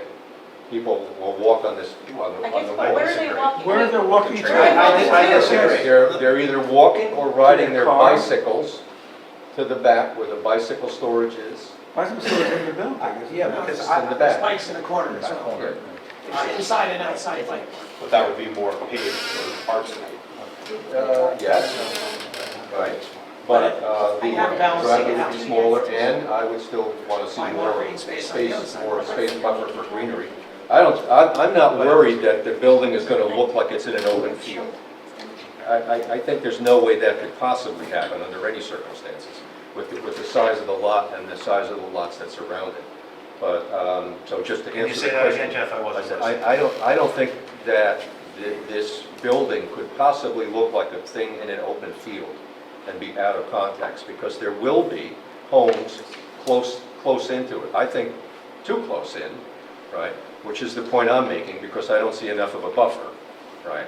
But that's, that's just my thinking. So, I'm not disagreeing with but you asked, do I agree, does anyone agree with John? I do. I agree with John that there should be a defined walk for bicyclists and pedestrians to feel they don't have to walk in and out of a driveway that cars might be. Well, they don't. Right, because cars going in and they're coming out on the same driveway here. I'd like to make a thought and then a suggestion also. As far as bicycling, and I am a bicyclist, and I would be a little nervous biking on a 5-foot driveway, a 5-foot sidewalk next to the building, and if somebody's walking in my direction, it becomes a problem. I'd have to jump the curb and get on the street. But more importantly, what I'm calculating, if there's 30 feet from the edge of the building to the property line, if we were to take the proposed sidewalk at 5 feet, an 18-foot driveway, and a 10-foot buffer requirement, that's 33 feet. So that would, if we were to do all of them, that would drive that property line 3 feet to the north. So that's, in my view, unless there's more that we want to try to ask for, that is essentially the sum total of what's on the table. Not too much to ask.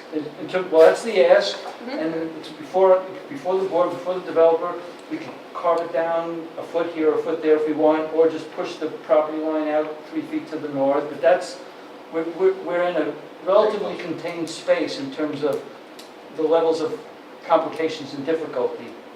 The sidewalk could be 4 feet, for example, or we could maybe have a 9-foot buffer if we found it impractical, and do something else to make it more a fence or whatever as part of that. So we've got a 33-foot ask total within a 30-foot space that could be expanded 1 or 2 feet or whatever it comes down to. So I'm just suggesting that as the decision space, which probably shouldn't be that hard to navigate in terms of getting. I think we've got the message loud and clear. We got actually the message last time, there just wasn't time for the person who's working on this to make the changes. But So, you get what I'm saying in terms of 33 feet yes, and 30 feet? that is and- clear. I think I mean, the issue on the other lot, the corner lot, is more of a philosophical issue, because when we look at the rhythm of the street, a corner house does seem appropriate. When you look at most of the other corners, they have houses on it, and the lot across the street, well, you had a house on it at one point, the church lot. So carving that out as some kind of open space feels inconsistent, but, It is. the applicant will take a look at it. They heard your concerns, and Yeah, we'll we'll see what put we come something, back we'll with. put something, for the next meeting, we'll have something drawn out that'll show landscaping, show hypothetical housing, so the board can have a look at what we're proposing, and then you can make your comments and So suggestions. give us based two on it. alternatives on the southeastern corner, one with the open space extension down to And South one Street, without. one without it. No. Say that again, David, I'm sorry. I thought you were going to give us an open space extension down to South Street and one with just the regular subdivision. Yes, we'll see, we'll talk with David upon when he's available. But I see the problem with Just the a corner minor house lot septic. there Yeah. But I see the problem with the corner house lot there on the South Street corner, Mhm. is that there's a requirement in the BSO that the house face South Street. Correct. And so that means that that distance on that corner lot is only 65 feet deep to where you have it, which is very tight to the big building. Too tight, by my estimate. So now you have a 65-foot deep lot with a house facing, no room for a backyard, very little room for a backyard. And the house is right up against apartments that are in effect higher than everything around it. So the privacy for that corner building goes away because it's up against too tight of a lot there. So my suggestion, not only to give more space around the historic institutional building and give it some sort of frontage for its entrance on the south side of the building, is it also gives the house moved farther up South Street more privacy in the sense that it won't have those overlooking apartments. And it will have more space for a backyard, a real backyard, rather than just the house with a side yard over on the other side of the garage. Right, which so you is don't the want way- the additional space between 3 and 4, you really want it on the corner, and 4 and 5 shrink and to the west. Right. If, John, does moving the house to the west create significant more separation from the building? How does that work? The building's to the north. Well, the lots get actually a little deeper the farther you go west. Oh, I see. Yeah, they're just lots of space. Also, in the back of the lot, there's room, depending on how your septic requirements flesh out, to make those lots a little deeper, right, behind the building, rather than next to the building. Yeah. Because you have space for the equivalent amount of parking by moving the parking lot this way. It's bigger out here. Well, if the septic for 4 moves to the corner, the whole thing could shift as well. So you could still keep it next to. Yeah, I wasn't asking them to put the septic on the corner. Oh, but you're right, But for it that, works. for It's lot, open space, for right? lot 4, the septic could be towards the corner, Right. and that creates even more. Because that's open space. Right, and the Yeah. building's front on South Street, that, rather than the way it is now, that the building's in the corner and then another building's way on the other side. There's no rhythm to the street on South Street based on this configuration. Well, I- we've heard your comments. Something together. Yeah, if you look at that lot, most of the houses on South Street, setting aside the really big ones that face the creek, or back up on the creek, are narrow But the one lots. thing- I mean, we did provide this, which shows most of them are along the road, except for the two, but most of them I'm are, not asking for them to be farther back from the road. okay. They still front on South Street, but the lots tend to be narrower and deeper. But the one thing, And what you're providing us is squarish lots, which is the typical McMansion lot. Because they're big, wide house lots, as opposed to narrow frontages and deeper frontages, which is more typical in the village. Okay, got it. okay. Now, there's a variety on South Street, but like I said, 40% of the house lots on the north side of South Street are under 8,000 square feet. So it's not atypical for that neighborhood.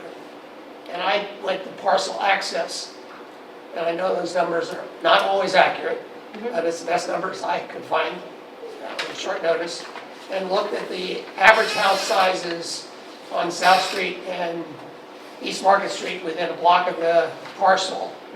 And the average, the median house size was 8,800 square feet. Lot size. 1,800 square feet, 1,880 square feet. And if you added in the 2 and 3 family houses in that neighborhood, it was barely over 2,000 square feet. So 2,800 square feet, to me, are not all. I mean, you can mix them. You could have a narrow lot and a big lot, and you can have a bigger lot and a narrower lot. That's the way South Street is. It has a variety of houses, lots that are larger, smaller, narrower, wider. I just want to make sure you've seen this. We did provide a lot analysis showing the Did you see different that, John? acreages for all the lots Yeah. on parcel access. You did get this, right? Okay, And a lot of them are under 8,000 square feet. right, I know, just when you said you did, we provided the research. I was talking about house size, not lot size. Got it. Okay, so we heard you, we will come back with some changes and make the case for why the applicant feels that whatever's being proposed is the best project. Good. We move on to item 2. Which is that. So we need a motion to continue the hearing to, No. okay? Yeah, we just keep it open, right? Keep it open until September Okay. 3rd. So the certificate of removal of partial demolition of the historic building. Does anyone, this was left open, does anybody have any more comments? I have a historical comment to add to yours. The reason the 4 houses on South Street next to your house are the way they are is because that was the violet, one of the violet greenhouses. It was the engine, which is next to, if Mike is here, and the others were just shacks. And that's why they're narrow. Because I live on the south side of East Market, 104. My width is 1 chain length, which is 66 feet. And those 2 houses are half of that. And next to me is 106. And the 2 houses behind that, so on average, are 33 feet. Because they were worker shacks for violets. And then that collapsed, and the people didn't have any money, and it became what was known as the blight of Rhinebeck, which now is, been purchased by people who have built those 4 places up. That's just the history. Thank you. Okay, so here was my feeling about the demolition permit. Does anyone else have a comment? The public hearing is still open about the demolition, partial demolition of the building. Yes. What would the water source be for dampening down the dust from the demolition? At this point, we don't know. There would definitely, we would have some source. We don't know, I don't know at this point exactly what that would be, but Well, there, you need water power, and I don't of think... course, Yeah, if it's not mentioned, I think it should be considered. it would be mandatory. We would definitely have All their stuff- some water, some dust suppression. Lead, asbestos, dust, buffering, all of that stuff is required in a demolition permit, which would be handled by, I guess, our zoning enforcement officer and, as the project moves along. But if no one has a problem, I think we've beaten this to death about the partial demolition, then what I would like to do is for David Gordon to draft a resolution for the September 3rd meeting. I guess we could submit some of our concepts to him, or we could get him to draft something in the next week and then add our individual comments about the demolition permit conditions for the demolition, and then when we agree upon that by email, David could forward that to Victoria, and by September 3rd we should have some agreement on a resolution. And we still have the public hearing open for any more comments. I mean, how would we provide, how would David get our findings on that, right? So the resolution, I would assume, would lay out the reasons behind granting or not granting the demolition approval, right? So that seems like something we need to state in a meeting for David to write up. Is it not, or is it typical for you to write a resolution?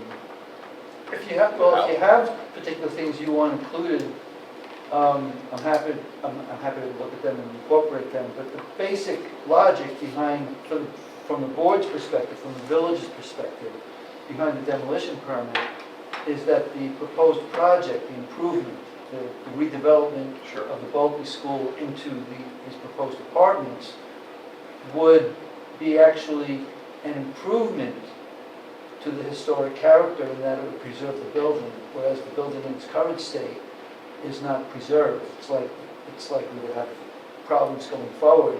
So in terms of historic preservation, that this demolition of this particular aspect of the building would be beneficial. Now, the one thing I was going, if that makes sense to you. Well, yeah, I mean, there's the 6 criteria that we're supposed to think about, and then there's the 4 that we use to make our decision, right? So I can dra- I those can- would be articulated I can when we draft- have to give you our feedback. I can draft responses to those, and you can give feedback on those. That you can go. Did the applicant provide a rationale for those 6? We did address them in the So application. that can be I'll take a reflected. look. I just want to throw out there one condition that I just want to make sure everybody's on board with, which is that, again, I guess I'm not sure who's the, for whose convenience it was that we're doing it in this order, but in my mind, the only way that the demolition is, as I said, positive from a historic preservation perspective, is if the development that they're proposing goes forward.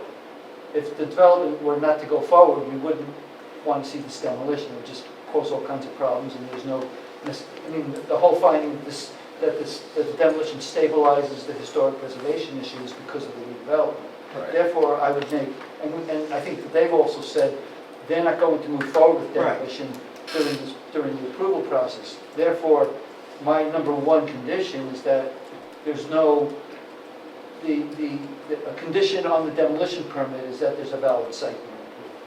Yes. Yeah, that makes sense. I think we're all in agreement. Everybody agree with that? Mhm. Good. Of course. That- To me, everything else, we're discussing sort of, this piece or that piece, but that's fundamental, is that we're not allowing them to demolish this portion of the building absent valid development that we're seeing as a benefit. Yes, I think we're all in agreement. So we'll go back and forth with us, with David, and David can share it with Victoria, and then we can discuss it on the 3rd, when we will have a full board. And if you get it to me soon enough, I'm happy to start with your draft of the findings as moving forward. I'm always Sure. answering this. So, I'll Okay. start myself. Okay. Okay, We will move on to the third Thank you. topic. Thank you. Warren is a patient man. Usually when All right, make sure Usually when we get to the escrow, Yeah, just, Okay. I don't think, you can Yes. stick around. Yeah, like,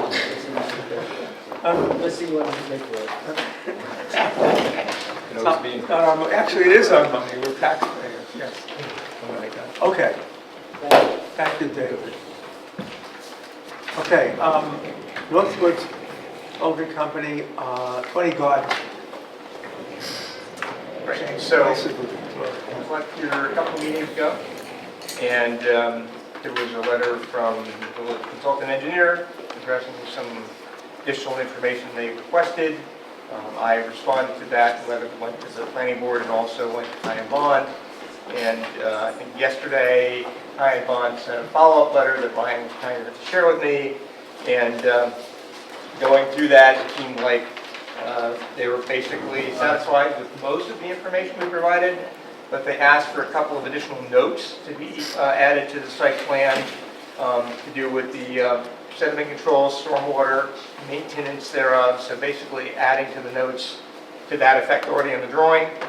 A question was raised about the outdoor light that's under the rear porch roof, which is actually right on the ceiling of the porch roof. We tried to find sufficient specs that basically called it a full cut-off dark sky fixture, and we couldn't find that. But pretty clear from where it is on the plan and on the drawing that it can't possibly shine up because it's under a roof and it's pointed down. But we can substitute another fixture that has those specs. And didn't you submit a cut sheet for that? I submitted 2 cut sheets, Yeah. one for the recessed ceiling lights Yeah. and the one for the one under the rear porch roof. Right. Didn't have as much specifications, and we couldn't find any on it. But the image, The image was pretty clear, and it's under a porch roof, so I wasn't concerned about it, but Ty and Bond raised that as a question. So we can find a substitute fixture that does the same thing, if that's a concern. They raised the question about showing how the downspouts would be connected into the drain line that goes to the subsurface water retention system. We can add that detail to a sheet. And then the question was again raised about parking. you recall, I submitted some time ago a parking study analysis showing what parking spaces were used by what businesses at what time of day. Right. And it looked like we were fine throughout the course of the day and the week. Ty and Bond just notes that that still has us under the required parking spaces per the village schedule for parking. I'm going to suggest that if the board is comfortable with the information we supplied last time and understanding that we'll provide some additional notes on the site plan pursuant to the follow-up commentary from Ty and Bond, that you consider giving a conditional approval to this pending receipt from us of the drawings with the additional notes as discussed, and possibly a new cutoff fixture detail if that is something that's of concern to you. But that's, I think, where we are. A lot of these comments, I don't know if they were privy to the original plans of a decade ago, but there was a tremendous system put. I did send a copy of that to handle the all board. the I think drainage it for was that Ty and area. Bond. Right. It was on the plans from 10, 12 years ago. Yeah, it was like 2012, I It was think. very, very detailed. Yeah. And so we won't be changing any of that. So how does the board feel about the approval with the condition that all the Ty and Bond requirements were put on the final plan? According to the document we received yesterday with the responses in it, I'm showing the document here. Yeah. So for example, say, on this item here, number 1, topography, water service, sewer service, and Warren's response is preparing an existing conditions demolition plan for reference, etc. All of that. So we're being asked to say if we agree with these responses, then we can provide conditional approval? No, if you look at the bottom of each item, Yes. Ty and Bond has in bold Yes. their response to my response. Okay. So for item 1, they're saying the information was provided and comment was resolved. Right. The only outstanding items are the ones where they say something other than that, and I'm saying we can provide the additional notes that they're requesting, such as in item 2, to the site plan, because they wanted even more clarification about the maintenance of the sediment control devices at the catch basins. I see. We're happy to add those notes. All right. And then this is the Ty and Bond response? That's correct. Right. Okay. Are we still in a public hearing? No, No. It says so on our agenda. that was a typo on my part. Right, it's clear. So the public hearing has been closed on this. Yeah. Okay.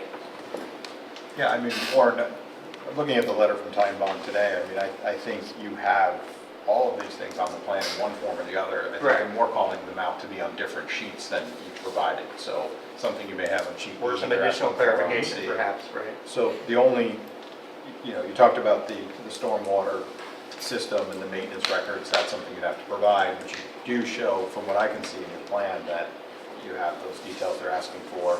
Even the gutter connection I see on there, it's just not on the sheet they're asking for. So the only two that seem like they're open at this point to what you just said are, one, the light fixture, and from what I saw in the rendering of it, that's on the spec sheet, it looks like it does exactly what's intended. It aims down, right? There's no upward light, which is what they're getting at. Right. And then the second thing was simply just the parking count, right? Or I'm sorry, which number is that? that is number 8. 5. Number 5. Right. No, number 5 was the light. That's the light, Number right? 8 And then I'm is the going to parking. parking. Right, and number Which 8 is number 8. Okay. Where we're short 2 parking spaces, but we've been through that analysis in an earlier meeting where we talked about the comp plan encouraging less parking spaces and daytime, nighttime sharing of parking or things like that, and the unique situation in that plaza where it's essentially a municipal parking lot. That's We established that 12 years ago. Right. Sunflower closes when the restaurant opens and things like that. So Okay. So in the Ty and Bond stuff, I feel like you've satisfied those requirements. The only thing that I show open was just some differentiation of the building on the corner from the attached buildings. And I didn't see a sheet that showed that. I might have missed it, a new submission. So I had sent a rendering that showed, I think at your suggestion, sort of a copper flashing down the corner to differentiate where the two met as opposed to the interwoven. And I could have missed it because I wasn't at the last That was- meeting, but I looked yeah, at we it. discussed that last meeting. Warren wasn't here, we brought it up. Okay, so those of you guys have seen I that. was going to mention that, and then the other differentiation request that John offered was to have the color, the paint on the new building not to be identical Yes. to the existing one, so it would look like one gigantic structure. That's correct. Right. That's no problem. And you agreed with I that. did. I did. Is that on the plans, And specified somewhere? No, but we certainly can. just, it's Okay. a simple note. Yeah, absolutely. Right. No problems with that, and I actually think that's a good idea. Yeah. Pull up the light fixtures just so I can see. Uh, Sorry, I wasn't prepared to come to this meeting tonight, so Let's see, where is take a the? look at everything. They were so that's kind of details. exhibit in I there. remember looking at, they were basically soffit lights, right? Which one? What Yeah, that, one of, it's called out as global. several in There's the two recess, types. in the only one that's not a recessed ceiling light is at that rear entrance to the apartment. What I looked at looked like it was Which tilted, files? if I'm thinking of the same one. It was I like think a you're- gooseneck You're layout. in the right. Yeah, but it's not tilted, it's actually, the roof is sloped, but the light comes out straight. It's a Okay. straight rod and then it Other than this has one. a J. So no- Okay. Downward, right? Yeah. Okay, I I'm get it, I confusing get with it. one of the others. That's And the roof covers Which one? the ability for the light to go. Right. All right, I think it's down a little ways. I think the title of the file was the name of the fixture, like Global Electric. Sutton. This one here. That was the one, right, gotcha. Okay. Right, Oh, there so you that's, go. that's confusing with sitting under a roof. And I don't think any light did, I mean, if you look, the Well, bulbs sure, up sure, above the right. bottom of the rim. I know, I'm satisfied with Don't this. see any light goes back.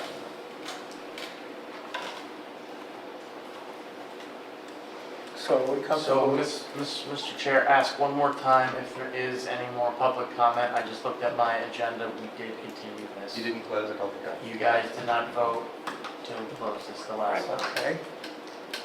Does anyone have any comments? Okay, I need a motion to close the public hearing. All motion, Jeff? I'll second Darren. All those in favor? Aye. So we're in favor of making a conditional site plan approval stating that all the tie-in bond comments will be put on the plan, the final plan that I would sign down the line, make sure they're all there. And that we're, except for the one with the light fixture, because we said we're comfortable with that, right? Right. Right. And the note about the The color. flashing if it's not already in there in the color, which is like a one liner. Yeah, the flashing's actually in the drawing, but the Okay. color will make a note. I can make note that in the drawing too. Is that your motion, Darren? Sure, my motion. Okay. Or was it David? Was it yours? The motion on those conditions to approve the site I plan? think it was David. Either way, David. David, all right. Darren I made- seconds. I made Okay, the Darren motion. seconds. And Darren second. All those in favor? Aye. Aye. I think it's a great addition to Garden Yeah, Street, yeah, major me too. improvement in the look. Thank you, Dave. It's very good. And an additional housing unit for the. And And additional additional housing. housing, Very good. which we love. Which we love. Thank you, guys. Hey, so did you get to? Ron Temple Smith. Thank This you. is the Yeah. one. Huh? This is the one Oh my God. you guys previously closed. Okay, The public hearing on, and Lauren is seeking tonight a positive or negative recommendation to the zoning board of appeals. Correct. So, This is 37 Mulberry Street.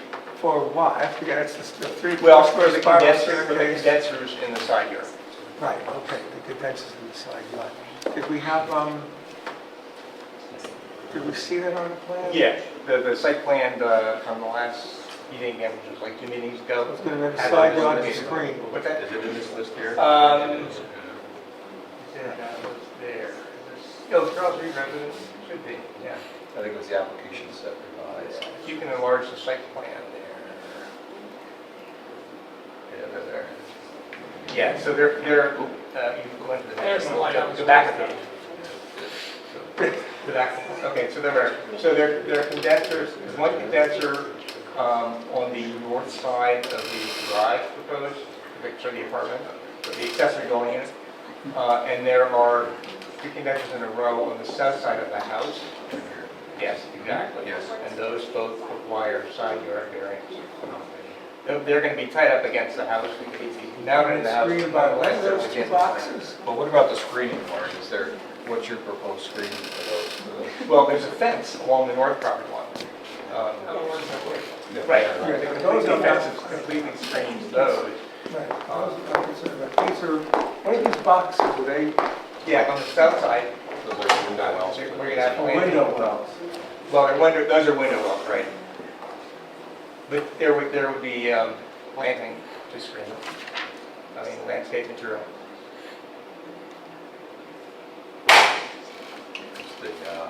The neighbor right there. There's not really much in between those two lots at all at that point, right? Correct. Well, not at the moment. Not at the moment, There is a, so you'd need to add screening to Yes. see anything. That house is roughly there, so So- there's just a clear shot at them from the neighbor.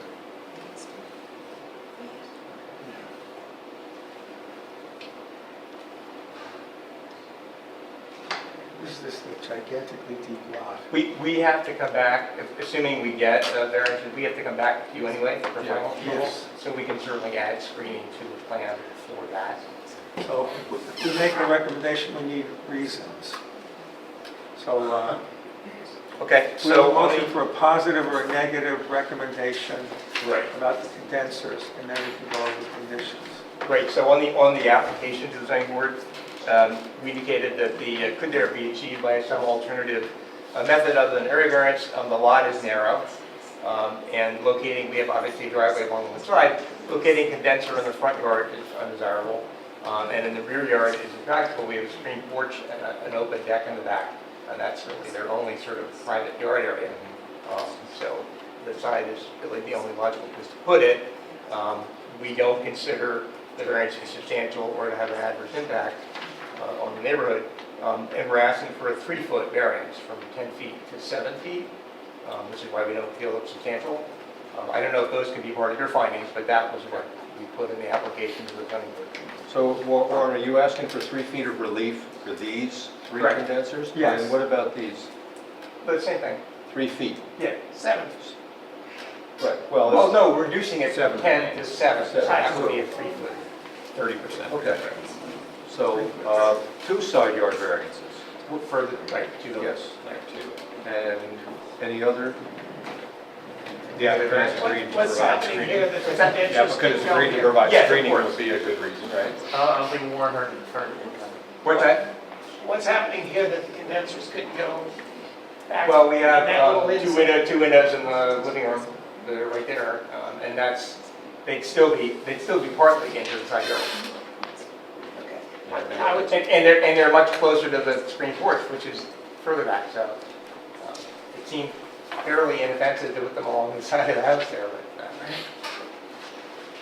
Yeah, I remember there's a lot of windows there or something. right? Yes, there are. Yeah, it's, trying to think of what the neighbors with this side are made, what that house lot is like. There's a fence there too. No, let me have that, the other one. oh yeah, this is what the neighborhood looks like. It's pretty big open between the 2 lots.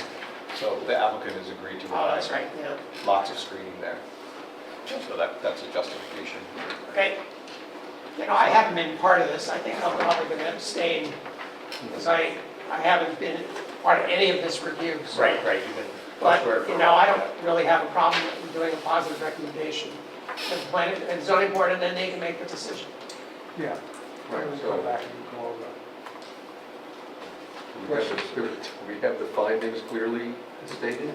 Yeah, I think we had 3 justifications, right? A narrow lot, the 3-foot variance is relatively minimal, Yes. and the applicant agreed to provide some screening.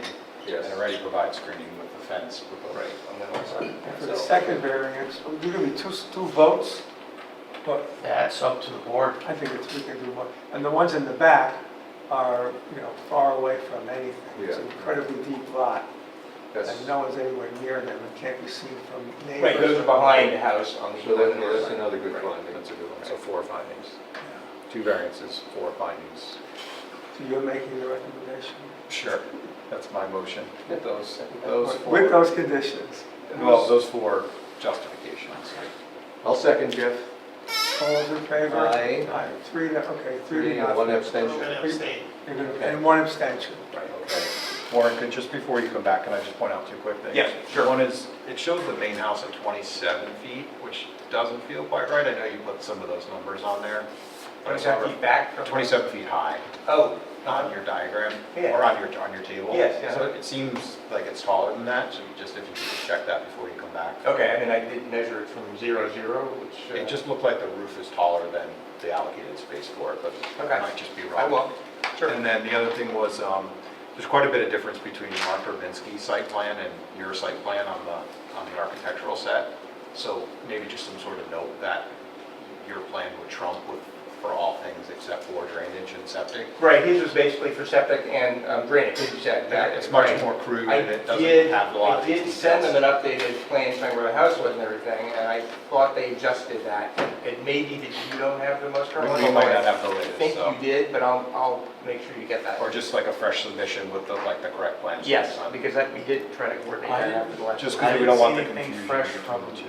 with a new Well, I date would have for sent Mark. it, I would have sent it. Yeah, I haven't seen it. Okay, maybe it didn't come to you. Right, but just so next time, if Open we're going to attic approve space. something, we know Absolutely. this is exactly what I we're would on. like to That's the be point pointed that we out. follow. Yeah, yeah. Yep. Something we don't want to see. That's the slope, I guess. Okay, All right, thank you. new business. Thank you, Warren.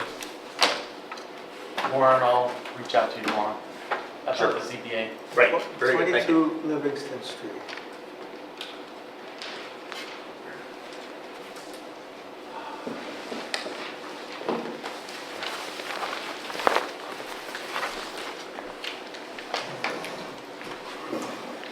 You're Laura Pendergast? Yes. This And- is Nicholas Midville. I'm sorry. Bill, Laura, Bill. Laura and Bill Pendergast. Thank you.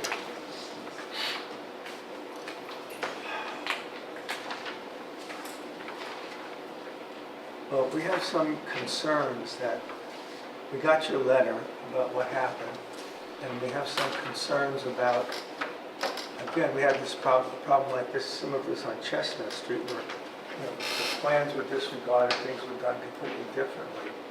And so what we would really like to do is take the copied original plans and make a site visit. Two of us can do that.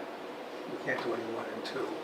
And I think Jeff and Darren said they would be willing to come over with the plan and look around the house and try to get an understanding of what happened and relay that to the board. Just so we're clear, so in other words, in the planning board meeting of September 21st, 2021, your architect, Daniel DiDio, presented your plans. Right. We had a public hearing on those plans in the planning board meeting of October 5th, 2021. And after that, we approved the site plan because it was a beautiful way to retain that historic house with a metal roof and the arched window, et cetera, et cetera. Transom window above the front door. That's actually never was an arched window, Yeah. just so you guys know. Yeah, we have the original photos from when we purchased the Right. home. That it's a casing, yeah. Okay, so anyway, It was arched from the this is the From arch. the exterior, it looks like an arch, it was never an arch, it was a From rectangle. the exterior, which is what we look at Yeah. Right, as a planning board, it was an arched window. but Yeah, it's it not, wasn't. This it's is- not I an arched understand. window. I understand that it's held in a pocket in the back, but from the street, it looks like an arched Because window. it just had a wood overlay over it. Okay, Exactly. And This- it wasn't a casement window then, yeah. but with the new plans, our contractor ordered all the wrong windows. So he ordered a casement window for that space. And obviously with a casement window, you can't put an overlay over it or it won't open. Because it's cranked in and out. But Just, this is going back to 21, yeah, but I don't remember any changes proposed in those plans for the front of the building. these are the plans that were approved. Exactly. It doesn't really look any different than that. There is a note, I guess, right at the top. there, What Jeff. exactly are you referring to? Well, The window was never a circle. it was a circle. No, No, it's just. it wasn't. No, it wasn't. So he just wants a case, no, no, no, Listen. no, don't tell me, I've lost $80,000 on this. Yeah, I know you don't care. Okay. I know you What don't we're care. doing is we're going Well, I'm back telling and you right saying, now, that's a case this of is window. what we Don't tell me what approved. the window It was was. arched from the exterior. What showed from the street, which is what we have purview over, was an arched window with arched shutters that fit, that matched. Well, it was And a- it's been changed, and the plans do not say that you were to mess with that window. no, because that was always a square window. So to replace It's it, square on the inside. no. It was, Okay. right, so there was a semicircle overlay. That's what, yeah, So we you're agree. looking for a Right, okay. semicircle. That's what's Yes, missing. but the here's the semicircle. problem. You have to excuse us, we have been through trauma this year. He doesn't care, he's made that clear. I have sympathy, but. No, you we don't. have- I have 3 children in there too. All right, so let me this reset project- the conversation let me just just for a say this minute. project started in July. We were completely misled. So from July through December, minimal work was done, minimal work. And then from October through December, we had no heat, we had no walls, and I have a 9-year-old in there. And at which point Dan came to visit, our architect, and then we found an LVL that was never attached, which could have easily killed somebody. Right over her head. So, I mean, this is easy to say, I don't care because of a window. But when you're taking the human element into play, I mean, I got 3 kids here, too. So, I mean, this is easy, and it may not be much to you guys, but This is huge emotionally for and us. financially, it was a huge stress for over a year We've now. lost our home. We need to sell our home because we can no longer afford to live there. And no one is saying they don't care. Like, everyone feels for you and your You just said you situation. didn't care. I said I I don't didn't think he was care. saying it in that The context. window is, Right, but I just, what we care about is what the exterior of the building, that's what our authority Of is. So let me explain why we're here, just, if I could just reset, just to state some facts, okay? The issue that came about is the house looks different in some ways to a casual observer than it did a few years ago. right, And the thing that I think we're responding to is your architect submitted a plan previously that had the note on it, and this board, before my time, approved something that said, the only change to be made to the front of the house, the front elevation of the house, was the replacement of the failing metal roof in kind. So in other words, you would replace the metal roof with another metal roof, but no other changes would be made to the front of the house. right. And that was the So, original plan. That was the original plan. But that's what this board approved, which is why you were asked to come in and talk to us. Because we're Sure. trying to get to the bottom of where things So got this is changed and why- why. right? Exactly. I propose that Yes. we send, that Jeff and Darren agree to talk to you and schedule a time. They can come over next week or 2, walk around the house with the plan, look at what was done, and make recommendations that the house is still all right, or historically okay enough. Or to learn about the Yeah. casement window and some of the changes Right. that happened along the way, so we can Right. report back to the board. We just Right. can't all go. Only 2 of us can go. So your main concern is the front of the home, correct? Yes, so, and as Darren's pointing out, the roof, these are the plans that were approved. Correct. Yeah. So let me And it explain the says- roof to you, just so you're aware. Our home was supposed to be done in 3 phases.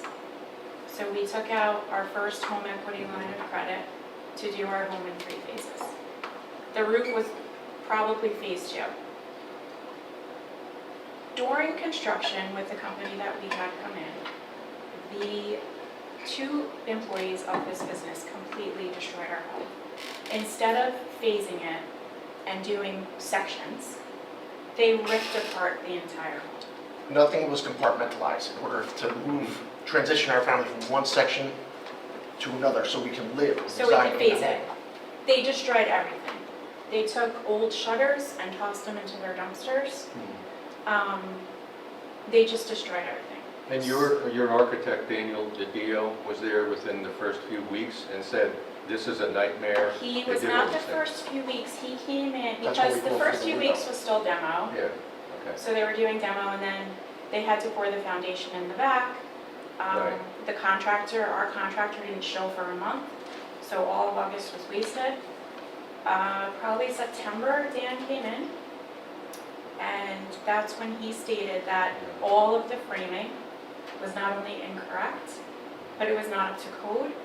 Wrong screws were used for the LVL beams. I mean, the list is extremely I long. wouldn't doubt that you're saying that Right, you got so, screwed by your right, developer. but my You're whole right. point to that is, in order to make our home livable, we have 3 children in there. We lost our whole equity line of credit to this man. In order to make our home livable, we had to charge over $100,000 to credit cards to make our home livable. Just to fix damage and get to a spot where it is livable. Having to do that, there is no possible way we were affording to put a metal roof on. And I had actually had this discussion with Ryan about the roofing, that we would have to go to shingle. And it was discussed that it's a, things go to, when you come to the end, there's like a site plan, like Dan comes in and he redraws what happened opposed to what was supposed to be. And as-built, yeah. Right, so that was, all gonna be mentioned on that plan. But just to give us a roof, we had no choice but to go shingle. Well, that was all itemized by one of our zoning enforcement officers, the things that are, the way it looks now and what's on the plan, the way it was supposed to look, and that's why Jeff and Yeah, this is the zoning enforcement officers. Right, so Under the our current contractor, who came in and saved our lives, really, he felt so bad because they had made everything new for us and we had that old front door. He surprised us with that brand new door.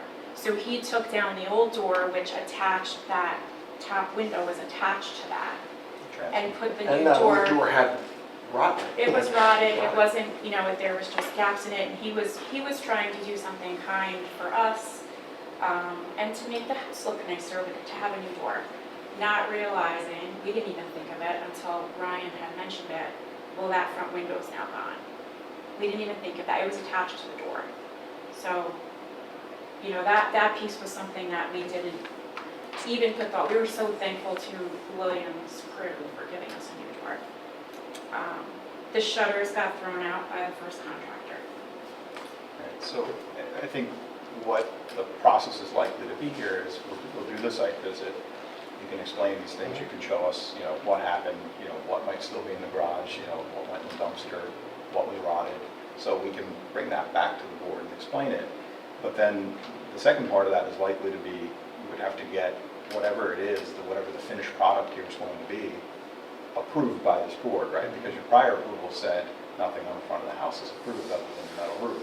So the missing step here is that this board then needs to weigh in on what the house will look like in the future, which may be what it looks like today. It may be some version of what it originally looked like. We don't know that yet. That's for this board to talk about. we have to approve a modified site plan so that the zoning enforcement officer can issue a certificate of occupancy. You Right. can't move on when what is there is not what is supposed to be there. It's only this board that can say, okay, we looked at everything, Jeff and Darren looked at it, and they feel we can live with that, or we maybe a minor change or something, or pay something or do something. So let's do this, let's schedule a time.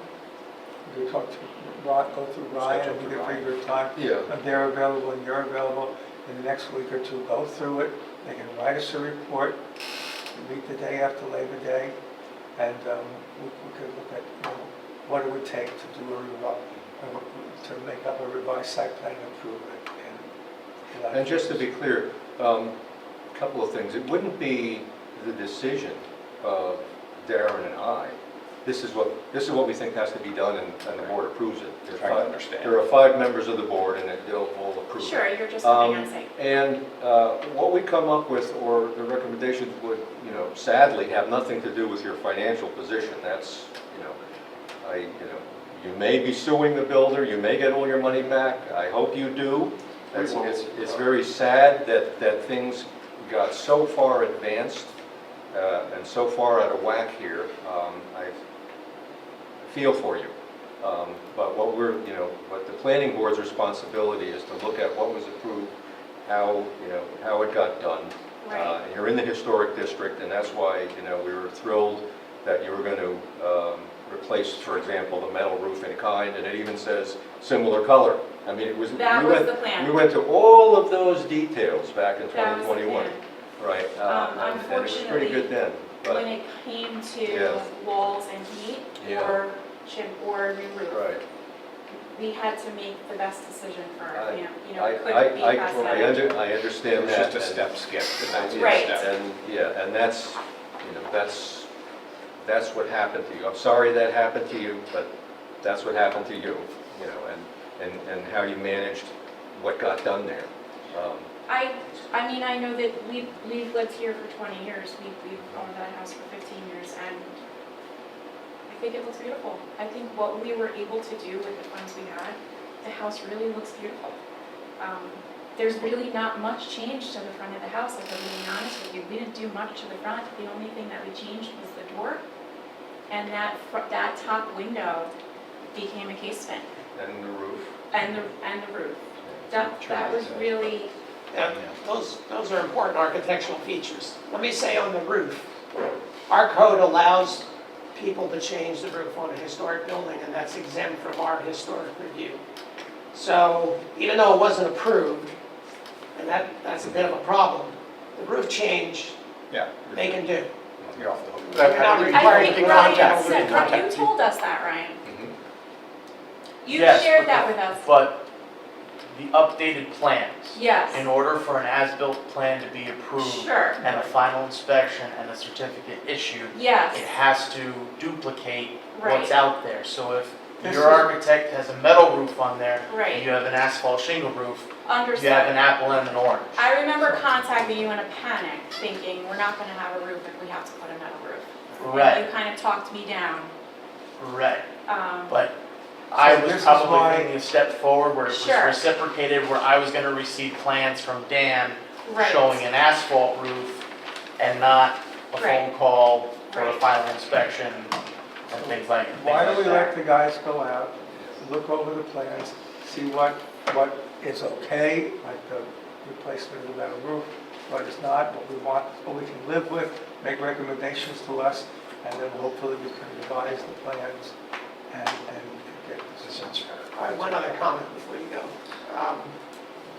According to the photo that you supplied, or the architect supplied in the site plan, there was a transom window over the front door. mhm. It doesn't look like it's attached to the door, it looks like it's applied over the door. It was part of the door framing above it. So when Part that of the door started rotting, framing, but yeah. not part of the door. when it started rotting, that, So the window was separate from the door could be replaced without the window being replaced. I think it pulled out, didn't it pull out when you pulled the door?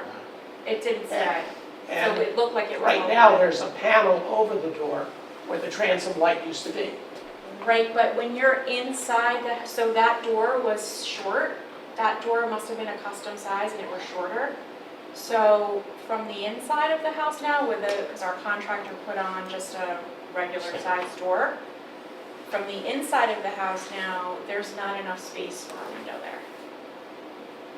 The door would have to be custom and be shortened. It looks like there's a panel. from the above- interior though, yeah, but the ceiling drops from the interior of the house. So you're looking at maybe, So anyway, that's something I think you should look at, the transom window. yeah. It looks like there's still space for a transom window there. Our Above the door. contractor, it would have to be a faux transom on the exterior. Because when the ceiling drops when you enter, so you're going down from what appears to be what, about 1.5 feet, outside. maybe 2 feet, drops down substantially inside. So what was the prior condition? You just looked at like blank wall space Yeah. through it? Yeah. Okay, but I think that's Sean's point, is that we might be able to figure out a Okay. way to recreate that. So Right. Ryan will arrange at times that you're there, that these guys are available, and we'll get out to look at them, Okay. and Ryan report to us, and we'll see what we can figure out. Okay. And we are sorry what happened. to No, them. we It's appreciate unfortunate. that, and we appreciate you understanding that, our house is listed for sale now. We don't have a lot of time to play with before we really just can't even afford to pay our mortgage. And it was never supposed to be like this. It was supposed It to be was something supposed nice to be for the really a kids. happy fun time. I mean, there might be a situation where you want to involve your architect, and I'm not suggesting you pay him to do this, but, you know, he was your advocate in this process and also was doing, in theory, construction administration and should have been looking for some of these things. I don't know what the relationship was, but Right. he might be someone you make a phone call to and explain what's going on. He's- He might have some advice. He's or- great with us. Okay. We've actually become very friendly with him. He was the one that enlightened us that everything was He's the one wrong. that told us everything was wrong. He came in and was I have pictures when you come to the site visit, you will not believe some of the things that was done at our home. Just to be clear though, our responsibility is for the exterior of the house. Sure.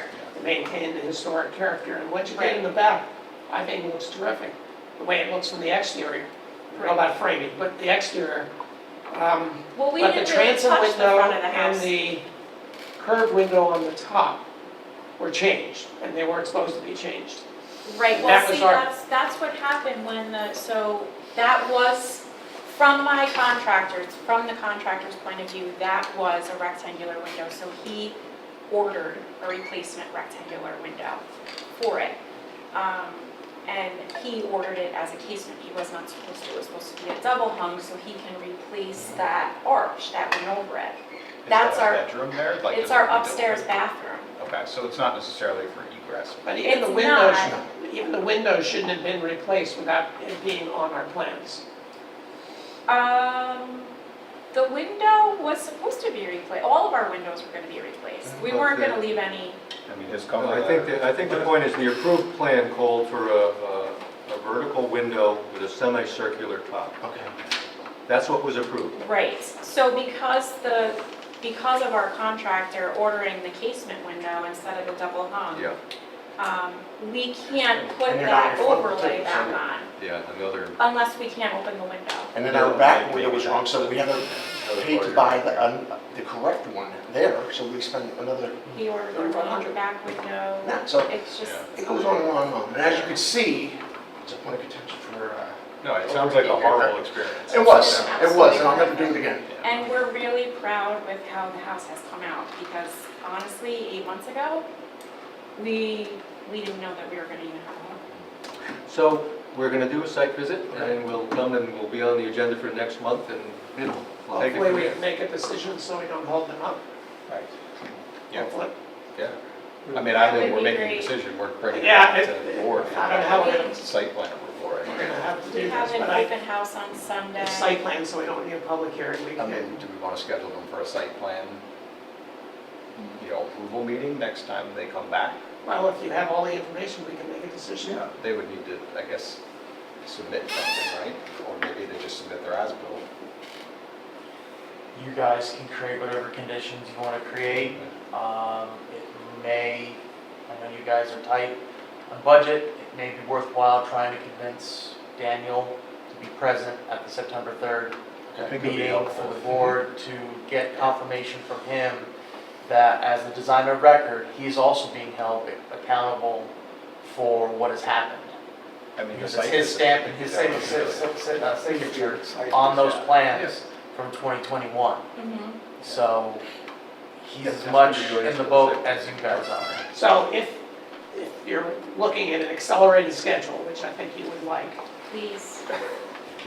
so it'd be to your benefit for him to come in with plans that have a solution to how to deal with the two issues that are still outstanding, and at least I've identified, the transit window. The transit and, So it'd be good if he could be there when we. And if he has plans ready for the next meeting, we could vote on how we want to move forward on He this. can make whatever changes everybody agrees upon. Yeah, we could Good reference try to to us. steer a little bit, so he knows what to. Okay. So we trust the two of you. Okay? Okay? Or- We beat this one to death. Okay. Yeah, thank you. Thank you, Thank guys. you. Sorry about what happened. Thank you. The last item, 39 South Street. Come on down, guys. You guys still here? Well, you would have fallen asleep by now.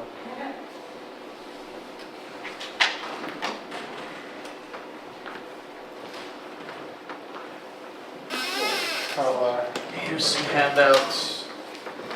This arrived this afternoon, just in the future. Remember, guys, get it to us before, not 2 hours, not Sorry. 3 hours We're a little before. loud.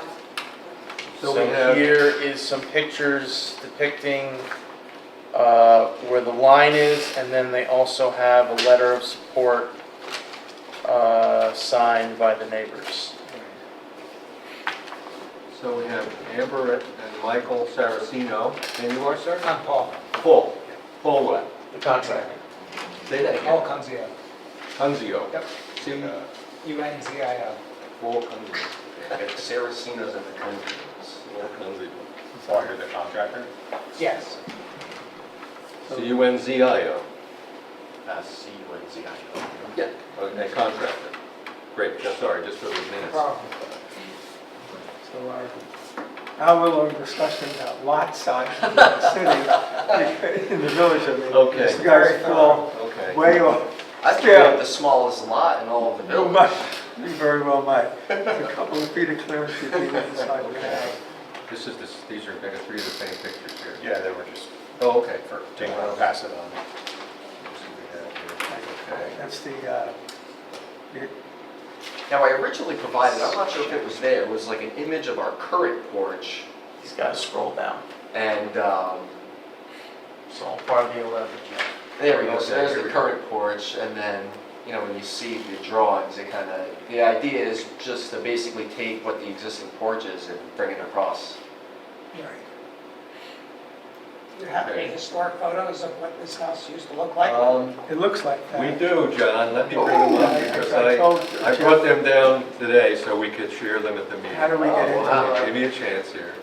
How we get into the historical, Village Historic District database on our website. That So looks the same. there wasn't a porch there, there was No. there was steps and an iron railing, it looks Oh. like, with a shed roof over it. So the porch is a later recreation from 1978 Oh, wow. or whatever Okay. this is. This is what it looked like in 1979. This is the 71, is this 71? 79. 79, okay. So this is the 1979 version. Can we get a copy of it? I'll email you one if you like. It's on Yeah. our It's on- site, it's on, the county's okay. website. The Village Historic District This is is what it on. looked like. This is probably a politically incorrect lawn ornament.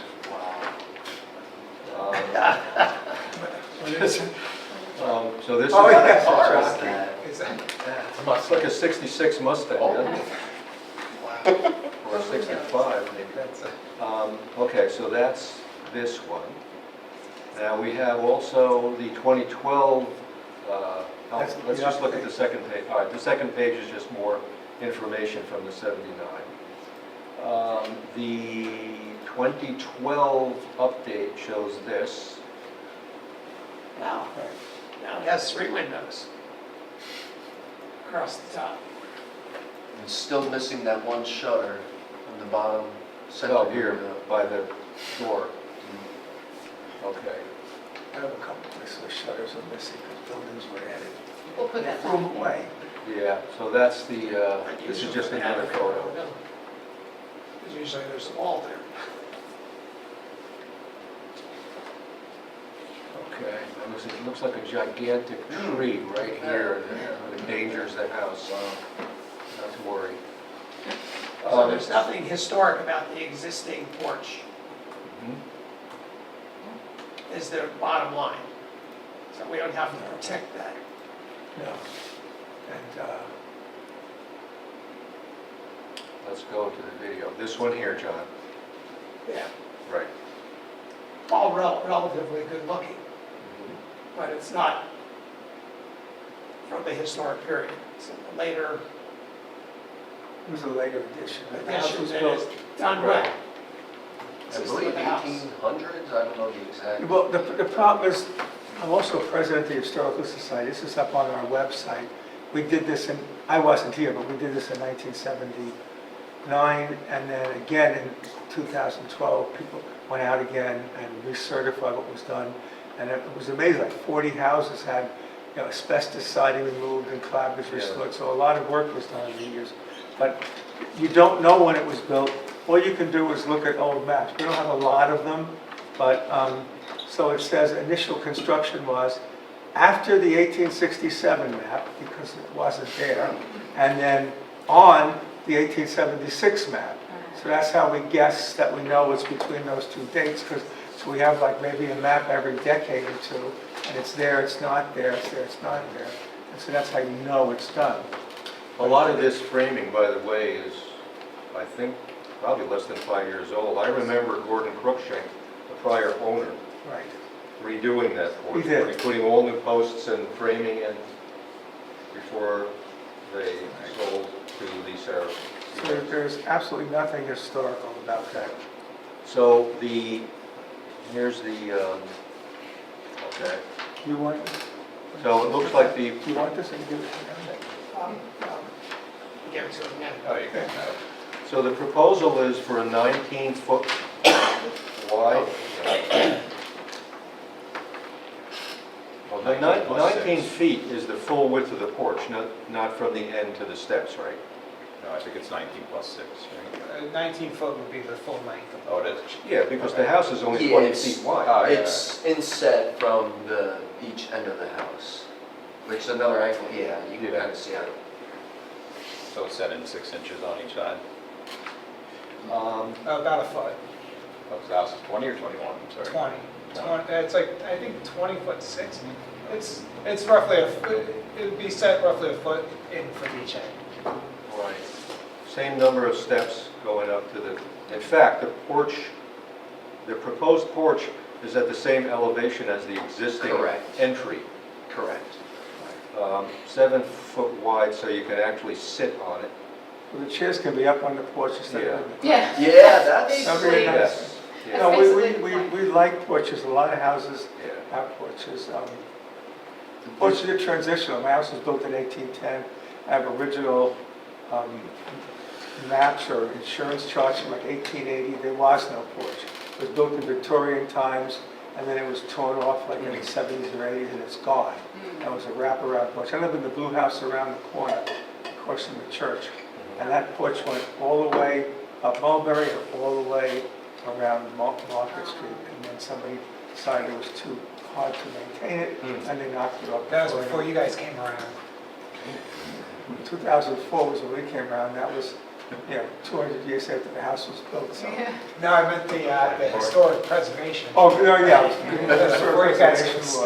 put the kibosh on it. with the current front porch being removed, that'll allow us to put that second shutter Hopefully. This one on here. that, yes. Oh, I see. Yeah. Are those real shutters? They're plastic, they're fake, yeah. Think about that. Yeah. Yeah. If you have any room in the budget, put them in. Yeah. Because it makes a big difference. Yeah. Because the important thing is, you can see these shutters are too small. A shutter should be half the window. So it would be an appearance of, you could close them and open them. If you have a window this big and a shutter this big, it looks stupid. because Those it's are not. the ones in the drawing aren't to scale, those are just a representation. Whoops. But they are. What we're trying to talk about We're is here for for the variance. ZBA, right? We're here to make a recommendation for the I variance. suggest, why you still have that, go back, yeah. What Jeff, I is the sent you an variance? email. One suggestion I have to think about Just look at you. Okay, let me- is when you build this porch, and this is a decision for now, is to make this a full column, Yeah. so that there's a rhythm of the columns. You could have Whereas, like the- I found one porch in the village, I didn't look the whole village, that is like this, with a short, and, unequal, almost all. We do porches have in an the alternate drawing that shows a fourth column. We're like, Think about it. It's just a yeah. husband and wife. That's- I want 3, he wants 4. I want 3. They prefer the unobstructed view. But if you look around the neighborhood, Most of them are They- full. almost every Yeah. house They actually has- did drive around, I think they found 2 or 3 that they sent me photos of that didn't have the metal posts. Yeah. So that's how I'm not they saying came it's to decide. It's a that breaker, they didn't but you want should it. think about it, because I think a fourth column would make it look more traditional. Yeah. What about columns against the house, you think, with or without, back at the house side? Sometimes there's porch columns along the wall of the house. Oh, yeah, like pilasters. Right, but you're okay without like a pilaster? Yeah, I don't think that's necessary. Just asking now. So this is something Darren provided, you want to go through this, Darren? Well, so I pulled this off parcel access as well. So your real issue, which is why you're here tonight, is that you're very tight to the side yard setback here, right? So it's only 1.22 feet. So the porch, as you add it to the front of this, is going to be within that side yard setback. Oh, yes. So we have to arrive at a recommendation, positive or negative, to the zoning board so that they would consider allowing you to build that porch and go further into that Warren, setback. do we have the application for the variance? Do we have it? What is the number? It's How many feet? blank. That, It's a 3-foot variance, right? If that's what you're So asking. you want 3 feet on the 10? I mean, it's so tight still that I don't know Well, I what think it's the, less, I think you need more than 3 feet, because you're Yeah. already 1.2. And, depending on how the geometry of the porch works, you might even flirt with crossing the property line. So that's what I wanted to get to the bottom of a little bit, just so we make the right. yeah, well, that was, We have to approve a number. It's 10 feet. So it always gets, isn't the house already with, yeah, I don't, like, if, when we come out, that 7 feet or whatever it is, because it's kind of, the property line's at a diagonal slightly, or, Right. Which is why you risk crossing yeah, it, which is what I want to make sure we don't do. is Yeah. Cross it with the porch. Yeah, the ZBA makes this decision on the side yard variance, not us. But if you can give that enough leeway that you don't increase the variance from 1.22, that would probably be a good argument for the ZBA. We're not making the variance any worse, because if you put a 7-foot porch out on that angle, you're gonna go from 1.22 to 0.5 or something Right. even less. And then you're increasing the variance, Yeah. whereas if you made your porch 18 feet instead of 19 feet or whatever, yep. so that you don't increase your variance, you have a stronger argument with the ZBA. Okay, because this is the section that would need to specify the relief being asked, or the variance yeah, and amount. it's always the two numbers that get everybody confused. Yeah. The variance is 3 feet or the variance is 7 feet. Right. What, which way? you guys have, Huh? you guys have had really close ones too. I mean, the closest one that I've been present for is Connie Bathrick's house Right, that on was zero. On Chestnut Street. That was almost zero. Yeah, it's almost like whatever is the, because our house is, I mean, I don't know what that minimum threshold is, that's basically what it Well, is. it's supposed to be 10 feet, so we have to say we give a positive or negative recommendation for a 7-foot variance, a 6-foot variance.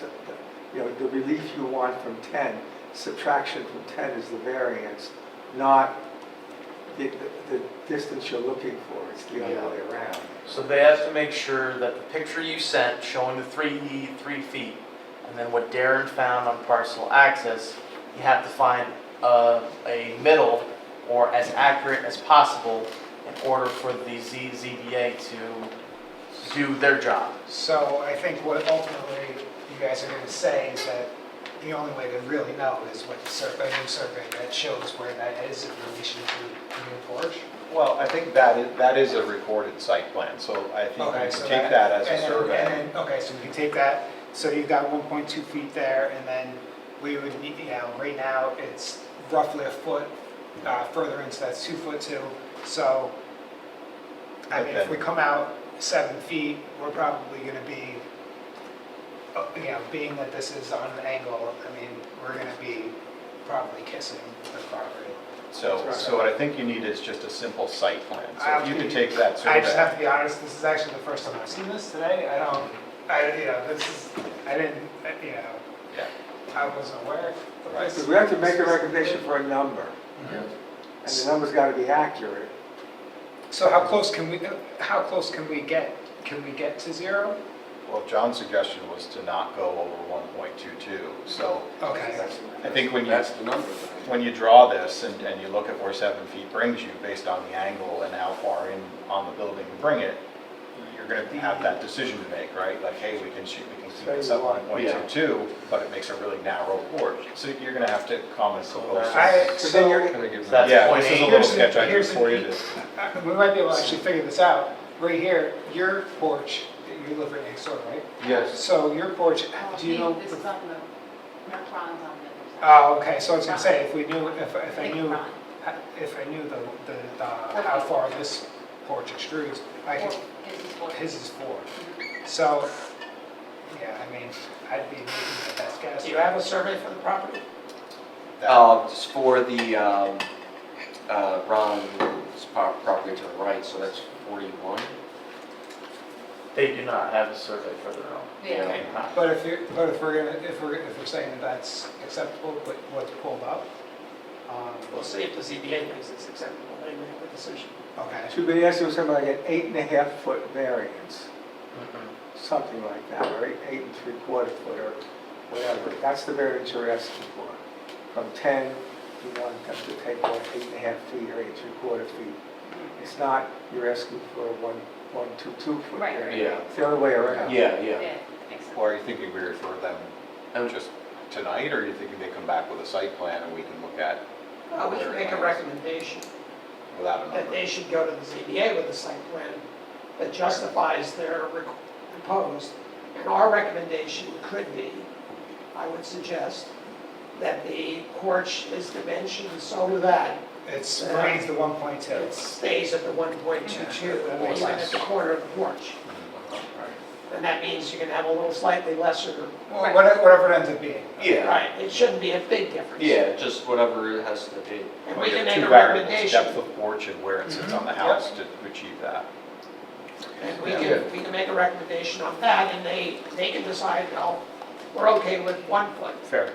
or Yeah, 9 I'm foot. happy with that. Yeah, just a Yeah. procedural question, that makes sense. And that's because on both sides, the porch will be set in from the Yeah, edge it'll of the be house. equally Now, set in. so what we know is that this corner of the house is 1.22, but it's angled this way. So when you come back when you come forward 7 feet, you're gonna be getting closer to it. But if you're in a certain amount here, so that, I think what you're suggesting, John, is if this corner, even though it's 7 foot further out, it's still only, and it's recessed, but it's still only 1.22 feet, then they'd be telling the zoning board of approval that it's still the same.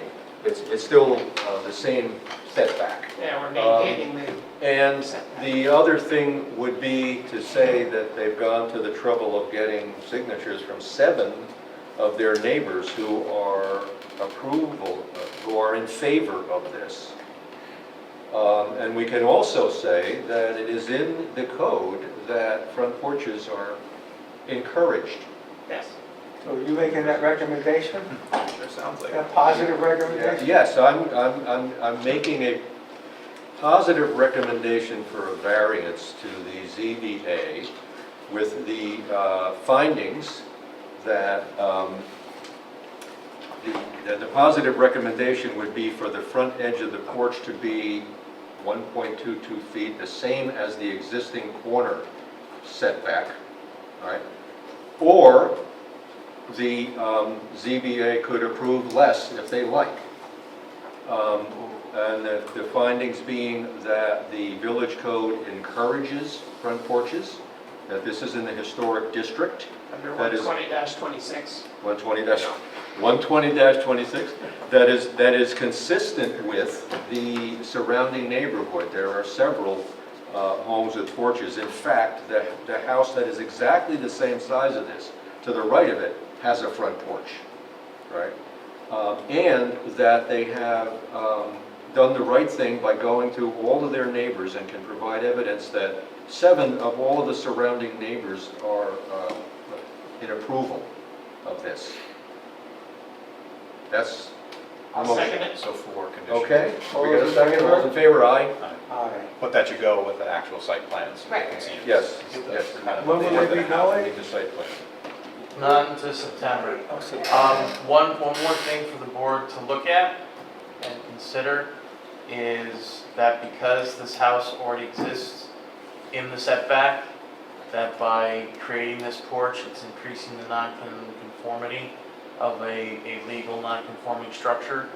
Would you want to add a second positive recommendation that for a variance for that is based on the code chapter on non-conforming buildings, they would need an area variance to increase the non-conformity of the legal. Well, okay, I missed that. Isn't that what the variance suggestion is? Because they're asking for variance, because it would be non-conforming without the variance. So so the positive is for them to expand the porch into the setback.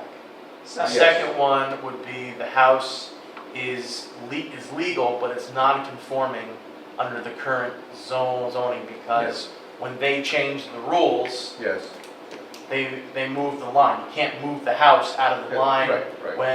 when they change the line. So if you look in chapter 120 for non-conforming buildings, the only way to allow a non-conforming building to increase its non-conformity is you need an area variance Yes. for that. And So if you they think follow you that need two area variances to cover two parts of the code? Just to cover that, so they don't get to the ZBA and somebody go, wait a minute, is there a variance also for increasing the non-conformity of this building? So we'll make a separate motion. Yeah, bear with me, I'm being thick here. The building's there. Correct. Why would there be a motion to say what's there already is okay, even though it's non-conforming? No, he's not saying that. You're increasing the non-conformity by adding a 7-foot porch onto a non-conforming We've always approved when someone wants to follow the property line and add on to something, Yeah. you know, that's in the existing setback of the building. Yeah.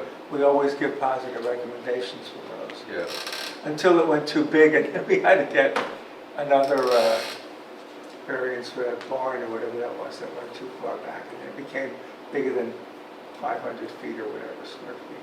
So I'll make a motion that a positive recommendation on consistent with the non-conforming buildings and structures lot portion of the code. And we're also okay with a variance for that. And I think it's the same arguments for both, really, right? Yes. Yeah. We have. I'll Second? second. All those in favor? Aye. Aye. Could I add an 8th neighbor? So you can sign the form, it's about. I wasn't informed of this, I just read it in the agenda, but I live at 104 East Market Street, and I'm their north neighbor. I've walked past that house for 56 years. I support their change. Come to the ZBA meeting. Yeah. I beg pardon? Come to the ZBA meeting next month. They're gonna need your, It's 2.5 hours. they're gonna need your No, those are support. very short meetings. If I write it, Sure, you can write it, absolutely. We'll bring you the paper. Thank Okay. you. All right, so we'll see you when you come back, which will be, I guess, the October 1st meeting, whatever that is. Is the ZBA going to, I mean, would it be beneficial to have a survey that actually, like an updated survey that says, like, Do they usually ask for an updated survey? They look at the vicinity map, they'll take different versions. I mean, what Darren printed off, if you went down to the county clerk's office and paid, I think you needed to do a full request and then you can have it paid for a copy to print that off. You can use that. I mean, the ZBA meeting is not until September 19th. So you have between now and September 19th to presumably hire a surveyor to survey your property. do you think that would streamline the process? I mean, would it potentially eliminate? It would only be in your favor Yeah. when you show up in front of the ZBA. Yeah, because that, with the site plan, I mean, we're essentially just going off of that line, whereas this, I mean, who knows how accurate that is. It's just a matter of timing and cost. The odds of getting a surveyor to respond that quickly are Yeah. probably pretty low. Yeah. I think Try to it's get a something like copy of the $10 to get that map I pulled off the county website. Which is it's the same exact map as this, right? No, It's more, if you go to the Dutchess County Parcel Access website Yeah, and you click through it, there's a recorded subdivision plan there from years ago. And that's the plan that I took a screenshot of, that Jeff put up on the screen. And you could simply purchase the rights to use that from the county. and then you can just draw your site And, plan on it. yeah, and I mean, I'm more familiar with like also Carson River, but I know that you can like draw on that and then show, like do. Yes. Possibly. So that, But you are really close to the property line, so there's a chance they may say this is really close, that we want to not risk you going over the property, so. and so whatever that number is the number that we ask for the variance of, like, if it ends up being, say, 5 inches. Yeah. Then we would say. Then you're asking for 9 feet. Right, I'm it's sorry. 10 foot less whatever your encroachment is, so you're asking a relief of, say it's 8 feet, right? You want an 8-foot relief on the Okay. side yard setback, 8-foot relief. Gotcha. We've done one smaller than that, Yeah. Thank or you. bigger than that. Yeah, thank you for your time. Sorry for your patience. Okay.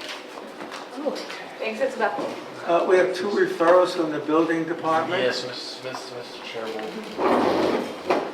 Everybody's leaving now. That's in there. What we got? Okay, Mr. Chair, so from the building inspector and the zoning enforcement officer located on Montgomery Street, 6459. So for some logistics here, if you're going north on Route 9 on Montgomery Street, you have the animal hospital on your right, and then you have the apartment building, then the one house, and then the next house. So that next house, that third house, or fourth house down from Ruby's Subaru on your left. On the left, It has the long driveway that leads behind the house. They have a lean-to barn in the very back. Sometimes they have garage sales. Oh, yeah, I know. So what they are proposing is mini splits, 1 mini split unit. And the location of this unit is behind an existing fence, so there is screening from Montgomery Street. There is also a fence on the one neighbor's side.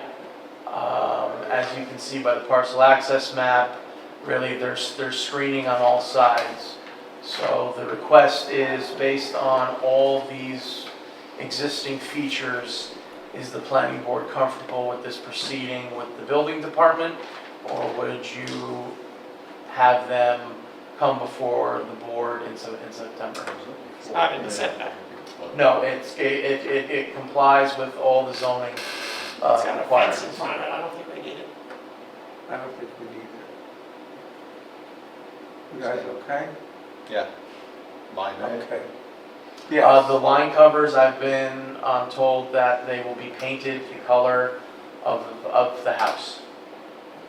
As long as that's sort of stipulated in the building Yes, department report. I will make sure that that's stipulated in the permit that goes in front of And it. just. And maybe just worded such that, you know, the lines have When to they conceal install it, within yeah, the building we- structure as much as possible. Mhm. And if they need to be put on the exterior, they Mhm. would be concealed with line height and then painted the color of the building. Yes, So, you know, the preference would be to hide them in the building walls or the basement first. yes, I can communicate both options to the contractor and things like that. What else do you have? The next, as we've seen, David Kane, Mr. Kane, who just went through the subdivision process for 47 North Parsons Street. He is also the owner of 49 North Parsons Street, which is the garage that sits very close to North Parsonage. And what he has applied for is to change the existing front bay window porch and change a rear window to a picture window. Now, the rear window cannot be seen from North Parsons Street. Really, the only folks who can see them is the neighbors to the east. So here's an example of what he's looking to do. The only hurdle is what he is proposing is is, both vinyl-based windows. For both the bay window and the picture window in the back. So it's not the siding, it's just the window? It's just that one front window. It's that Yes. window that's already Correct. there? Old Yes. looking bay window. Yeah. Run past it all the time. Yes. And then on the very back, there is a picture window. Pretty ugly house. It's in the district now. So it's in the Right overlay behind district Victoria's now. office Yeah, on Parsons Street. and that $1.8 million house next door that they just sold. Technically, according to the code, we, Can't have a bay window. no, there's no prohibition against vinyl windows. There's a prohibition against vinyl siding, which they also have on there. Yes, which they had come to a previous meeting, they had requested at a previous meeting, I don't know if you were present for that, John, Okay. that they, I think you were here, they wanted to update that siding, but with newer style vinyl siding. And the board said, sorry, we can't support, Yeah. vinyl for vinyl, whether it's new or not. So I don't know in this case, being that the base of the window is vinyl, I've made some attempts to speak with their window contractor. It is Hobson Window out of Red Hook, to find out if there is other options. We unfortunately have been unable to connect. So I don't know if the board wants to see if there's any other possibles that the Canes would consider, or just give a preliminary response now that, really the board can't support something that's vinyl based. The way the law reads, it's recommended facade materials, which I guess would include the windows, include wood, brick, stone, stucco, and the rest. And then it says vinyl or aluminum siding, sheet trim, shutters, and awnings and artificial stone or brick exposed to concrete shall not be prohibited, or shall be prohibited. So Doesn't say the other way there's around. nothing prohibiting vinyl windows. I It's think recommended that you do non-vinyl. I and think the that's- code officer didn't want to overstep Yeah. and go too far without you guys being consulted. I think, Are they? I think we ought to recommend that they look at alternative materials that aren't vinyl. Sure. And that we, in terms of the siding, we would not allow vinyl siding. But that they could put in a vinyl replacement bay window without planning board review. That would be my reading of the law. And they're proposing simply replacing the existing bay window with vinyl It looks a replacement. little better. Yeah. Looks a little bit, it's pretty ugly. I mean, yeah, there's that paragraph, right, but then, the HDO talks about provide careful evaluation of any proposed action that may diminish the quality of the HDO and affect the values of neighboring properties to enhance the village attractiveness, so Yeah, this is It's a intuitive. non-contributing building. I it's a would- non-contributing building, but In the it's an historic HDO. district, and it's better looking than what's there. I mean, Yeah. I don't think we have any jurisdiction over a non-contributing No, building. and honestly, the vinyl's not inappropriate for this building as it sits today, right? Like, Yeah, but we don't have a say. It says shall be prohibited vinyl siding in the Yeah, historic so that- district. with the windows, yeah. so will you transmit that to them? Yes, I will let them know that the board strongly or would prefer to see them go in the direction of something wood-based or something that is more attributes to what's called out in the code, but as it I mean, the next stands. level up is clad aluminum, right? So we've certainly approved a lot of clad aluminum windows. Yes. So, if we can't get to wood, that's, Sure, I can, You I'll can't write tell that. from the outside whether it's, it's close. I mean, I'm definitely noticing the recent approvals we've granted with clad aluminum windows. There's a pretty good difference in the amount of detailing and just it's a wider proportion of the mullions. So I can talk to the owners, I can talk to the contractor and see if they can look at that option and if it fits within what they budgeted, for this, and that this is a path forward that, would be, a good positive path forward. but it seems to me we can make a recommendation, but we don't have an authority to Correct. require anything. Correct. Got it.